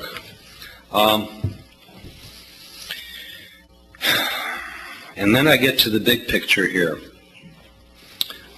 Usually the first part of presenting the first part of the budget, standard in government, is looking at the millage rate and the rollback rates and so forth. I'd also like to know, for the next workshop, I'd like to see that tax worksheet that is prepared for the state or the county, but I'd like to know what our taxable value of our properties are.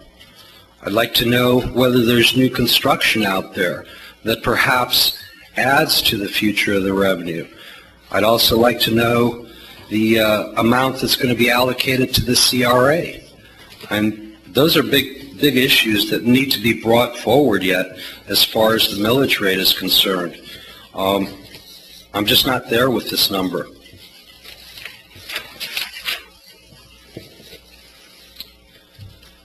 We discussed Beachcaster.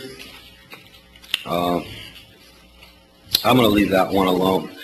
And what I want to remind the council right now is that last year we had a decrease in our fund balance, and that was a substantial amount. Before we make hasty decisions, and this is a process right now, we need to look carefully at the total budget to ensure that we're not going to fall in that trap, and also a capital improvements project plan. Thank you. Thank you, Ron, for doing your homework and presenting those ideas. Can I ask a question? Sure. The fund that you were talking about there at the end, you meant the reserve fund, right? And Yes. how it was it decreased by half? Yes. Yeah. And I forgot one more thing yet here. I will be handing in a report in regards to the police department. I've got an additional vendor out there as far as costing for their programs. But That seems to be a huge problem in the city here. We need to update that. Thank you. We appreciate your input. Thank you. Andy?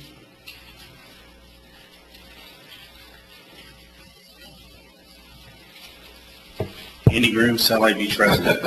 Ms. Samuelson, I just want to welcome you. Thank you for being here. I also want to thank Ms. Raver, Chief Pearson, Mr. Abernathy, Mr. Potter, Ms. Stone, Mr. Stone, Ms. Alexa. The things that are being talked about today are wonderful conversations and good discussions to which everybody is trying to move the city in the right direction. And I agree with everything Ron Jagodas put forth in terms of the questions that need to be asked. There is no reason why anybody who comes to these meetings should not have the hard questions answered. Some of the council personnel are asking some very tough questions. These have got to be very uncomfortable. In terms of, I found myself at one point wanting to give everybody a 20% raise, but then you look at it from a different point of view and the fact that some of my neighbors aren't working at all. We have to figure out a way to do this, and it's going to be uncomfortable. I think that the respect that has been shown here amongst everybody, the civility that's in the room, phenomenal. So don't hesitate to ask the tough questions, because that's the only way we're going to be able to understand and move forward. Thank you very much. Have a great night. Thank you. Great book. You know what? I forgot. I didn't even know. So funny. That's what I had money on. Just bring a check. Well, I don't, but I know that you want to say. Being a Billman resident, one of the things I was thinking about is, as Ron was bringing up some of his totals, I think those positions, I think a developmental director is important. I think an HR person is important. I like that, but maybe we don't jump feet first in, get a full-time person in here, give them all the benefits, do all that. Maybe we start someone in 30 hours or so, grow them into that position, save a few bucks, make sure as we develop, because it's a learning process for all of us. So I think that might be an idea. I agree with Scott's idea about the bonuses for lower level employees, but you look at that 43,000, that funds one of our positions that we need right there. And I submit that maybe we're benefiting our employees in the long term by giving them the help and putting the structures in place that they need to do the jobs and do them in a more efficient manner and a less stressful manner. And if we have those people in there, they're getting a benefit. It might not be monetary. I know we all, that's very helpful when you're paying your bills, but at the end of the day, it makes it so that they're able to do their job better. And you look at that, and maybe it's something that everybody realizes we're not in a good situation right now. We can't give you that today, but there's hope for the future. It doesn't solve your problem or doesn't pay your bill, but that funds a position. Thank you. Other public comment?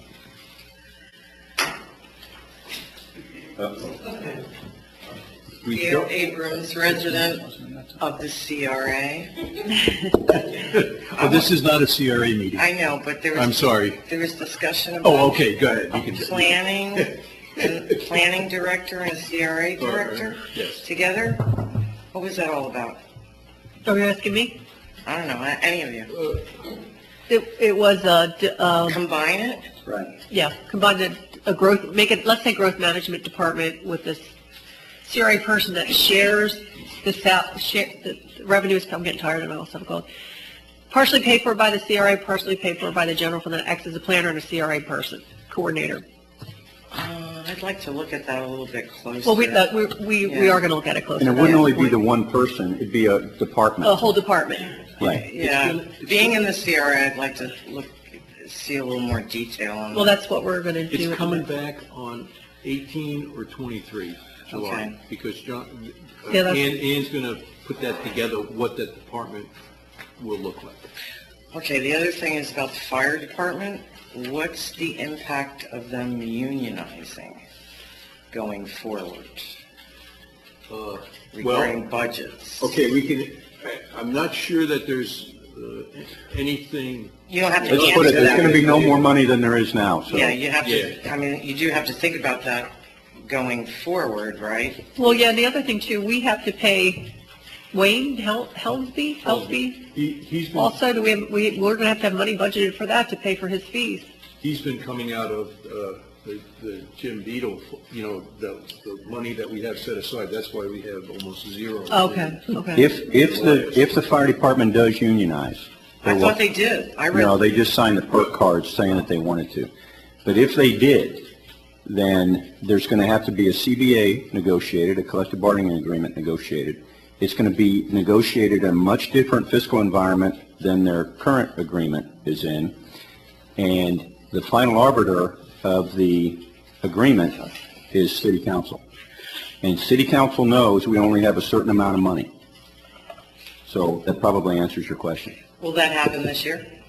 It depends if they don't know. We don't know when they're going to vote to unionize. But those are the facts of unionization. The other thing is, I know we're all talking about trying to save money. Is it possible to take the HR/director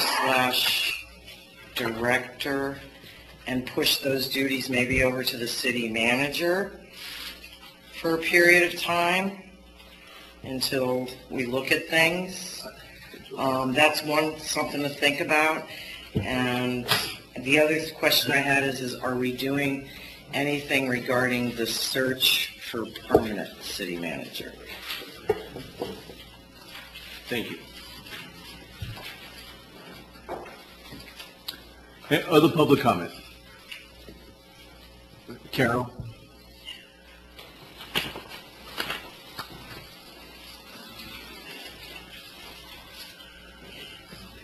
Carol Robichek, 560 Teakwood. I need some clarification. What are we currently spending for our people that are working on the CRA, setting up with the planning, et cetera? Is that part of this budget? Because I didn't see anything in there about it. I think that's part of this year's budget. That's Well, what we had a fee that we paid the CRA coordinator. Now, that money that has not been paid to the CRA coordinator, but we did hire a company where we're kind of using that amount to pay CGA, which is almost, and CGA is rewriting our plan for $75,000 and doing $20,000 worth of CRA work at approximately $160 an hour.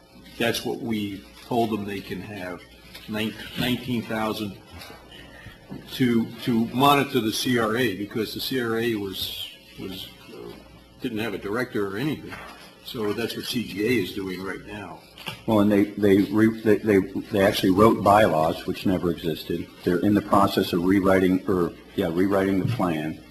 They coordinated the JLAC response. Yeah, they're doing some other things.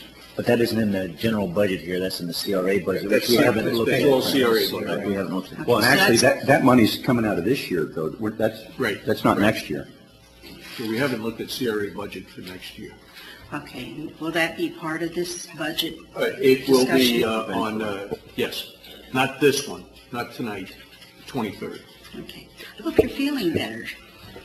23rd. She says she'll be feel better. Oh, thank you. I hope I do too. Thank you. I thought we were the 18th. 20, it looks like Ian wants to have a budget on the 23rd. That's going to come up with it. Pat Gibbons, resident. I bought a hard copy, cover edition. I just, Had nothing to do with the high-pressure salesmanship. I just comment on something Alan brought up about the cleaning of the Schechter Center. I was kind of thinking maybe we could expand that, to put out an RFP for cleaning service for all the facilities and make them break it down for per facility, get a price on that, and also labor, materials, get a break on that. Do a really good comprehensive RFP, do a good source selection, and use that kind of as a sample going forward to see whether we do have some feasibility in some of the in some areas that we might be looking to subcontract. Because I agree with Carrie. I've got some feedback from public as well, as we would use this more, or we'd look at using this more, but cleanliness is important, you know, and I think we could get we could do some more rentals if we did have a cleaner, more presentable product. Nice.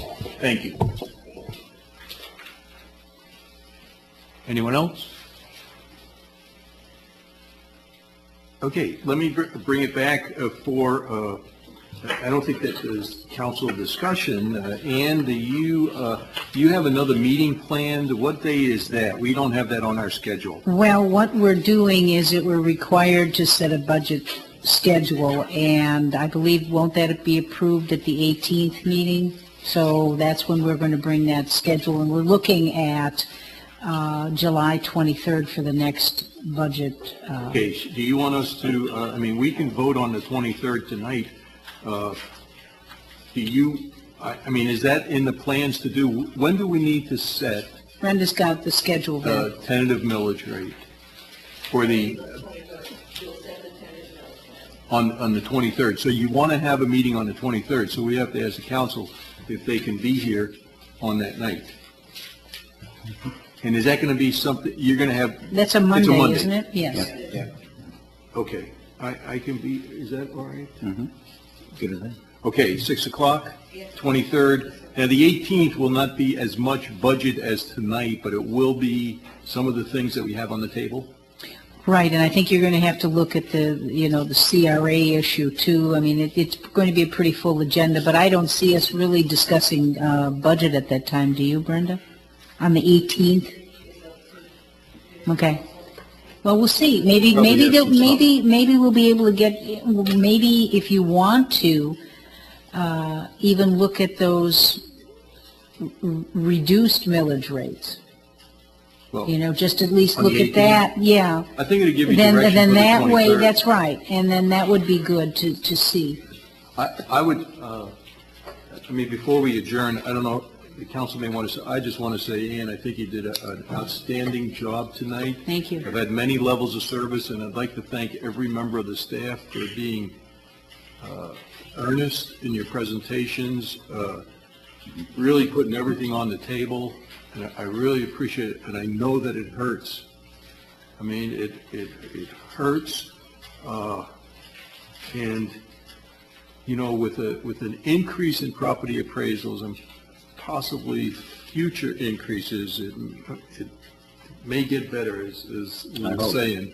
We got to see how it gets better, but I thank you for everything you've done. And I don't know if the council would like to say anything. Some of them, they've never been through this. I've been through it a few times. This was the least painful. Yeah, and I would like to thank the staff too. I think it's wonderful that, I don't ever remember seeing presentations done like this before with the department heads.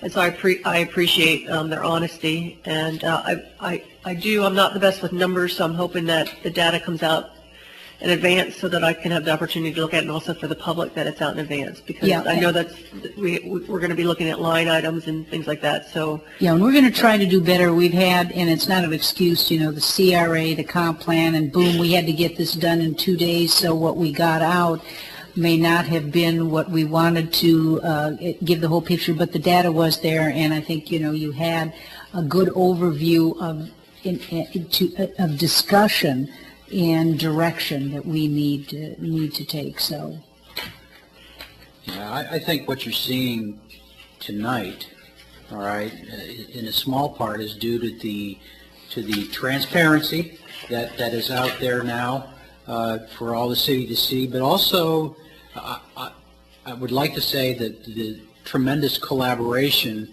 all right, that we received as a KPEG, all right, with the directors participating, you know, just I'll give it us 100% at the meetings. I mean, understanding the challenges, the different opportunities, the fact that they brought suggestions. It started instituting KPEG observations before we even got here to budget time. All right, it speaks volumes about the motivation and the foundation of their commitment to the city. It's not oh, I got to see how much money I can get for my department. I don't get that at all. Clearly, people came here and presented their best estimate. that's correct. Yeah, I concur. This is what I had in mind when we first started talking back in December about efficiencies. The way you guys and gals came up here and you had integrated and inculcated the entire efficiency concept, not only KPEG, and the councilman's right about that, but just your professional knowledge and what you knew that you could bring to the table, and what you knew you can still continue to bring to the table in the following years. That really made my heart sing. Not that kind of way. You're very attractive and all that. But a couple of things. I think, times are cooking here. We got till the 23rd, so that's what, 3 weeks. 3 glorious weeks. 3 glorious weeks with a little party in between this week. Taking on a part-time HR person, I think, is a good idea. Bring on a part-time HR person, and that person can prove or disprove him or herself in their worth, and then maybe we can keep them for next year full-time. I mean, that's an idea that a very smart citizen brought up. Yeah, and that does make some sense. Would we be looking at 30 hours or? Well, I mean, it's up to you. What are you going to be looking at? All right, then that would be at least. And the reason I say now, because guess what? We need to get that personnel policy squared away, or at least have an idea of the sorts of savings that could be generated by changes to that personnel policy to be included in this budget. And if we're going to be setting a millage rate come the 23rd, time is of the essence. I think the fact that the emergency services folks came here tonight and gave us a plan to sustain services at their current level and their current intensity is huge. Yeah, everybody gets it. It's wonderful. Like I said, my heart is singing. At the staff meeting, what was it, last week, and I asked everyone, please bring these items, and we did discuss that, and they really, I think, really stepped up to the plate on everything. I mean, I'm very impressed, and I really appreciate their forthrightness and all the effort that they put into it. I don't want to keep us here any longer, but we have not made a motion to allow the city staff to hire that person part-time. If we wait till the 18th, Brenda's supposed to look and see if we have the money, but if we wait till the 18th, we're not going to have a hiring process till that person's not going to be available. Well, you've still got recruiting and things like that has to be done. Yeah, do we want to do something now? I make a motion that we give the city manager the authority to hire a human resources coordinator in a part-time position as soon as possible. Part-time, temporary. Lenore, you mentioned something about an ordinance in order to do that. That's only if you're going to have a new department, right? Well, it has to be categorized in our personnel policy. That page here. You can make stipulations and then turn around and come back. But Okay. my understanding is if it's not categorized in our personnel policy, you don't have Okay. You'd have to create look at the. Yeah, we need another 31 staff assistant. Could we use a staff assistant and then just change that person if they worked out? Is that acceptable, Lenore? Well, so long as it's within the personnel Pay grade. Okay, as long as it's there. Pay grade 13. the pay grade. Okay. If I would. And Brenda would know that better as far as the categorization of what's required. They're right here. We have them. Yeah, that's what I'm saying. You have to figure out what categorization they would fall under. It's a little That's the same pay grade that Jackie is, and Jackie's not qualified to do No, that. not at all. I'm talking staff assistant. Okay. So we can't. No, there's no way I would let. Okay, so what I'm saying, Brenda, is we wanted to try and give you the go-ahead tonight, but if we can't come up with the position, we're going to have to wait, or the grade that this person would go in. Do you know? At the top of the information I provided, We it don't. has a pay grade Right. and starting to grade salary. But that grade does not exist right now, right? Oh, it's pay grade Correct. 43. Is there a similar grade that does exist that we could hire a part-time person into? That's why I just said the staff assistant, because that was on the list. Thank you. It's only 123. Yeah, assistant finance director, I don't know if that's, Says that's a 25. Assistant finance director is 25. Does that work in a part-time status? And then we can pass an ordinance for next year when we decide to, if we decide to keep that person. I don't know if we're gonna get the type of quality people at part-time. Part-time as you do full-time. So I agree.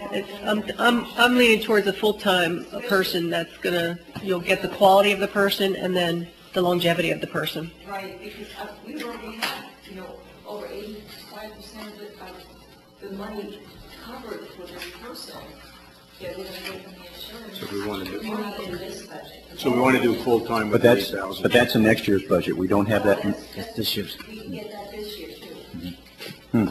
okay? And we still want a full-timer? We don't think it's a good idea to go with a part-timer to make sure that person's going to work out? Because, well, they have 3 months to prove themselves. You're in probation. Let's bring it back on the 18th then. You take away your motion. Yeah, I'll rescind my motion, but it's going to be tough. That means you guys are going to have to start working the personnel policy on your own and coming up with some of the potential savings to be reflected in the 23rd. That's the only point I was making. And probably that should be senior management actually looking at the personnel policy. This person's just going to execute what you guys tell that person to execute from a management perspective. Well, that depends on their experience, Yeah, too, if they've yeah. written, and revised personnel policy. I was thinking that it would be a joint effort more than just, I'm sure if that person was on, it would be a joint effort, but without that person, it's going to be a, well, Especially if they're gonna Okay. leave another full-time job to come here, and they have the qualifications and the experience. We tried. That's what I want.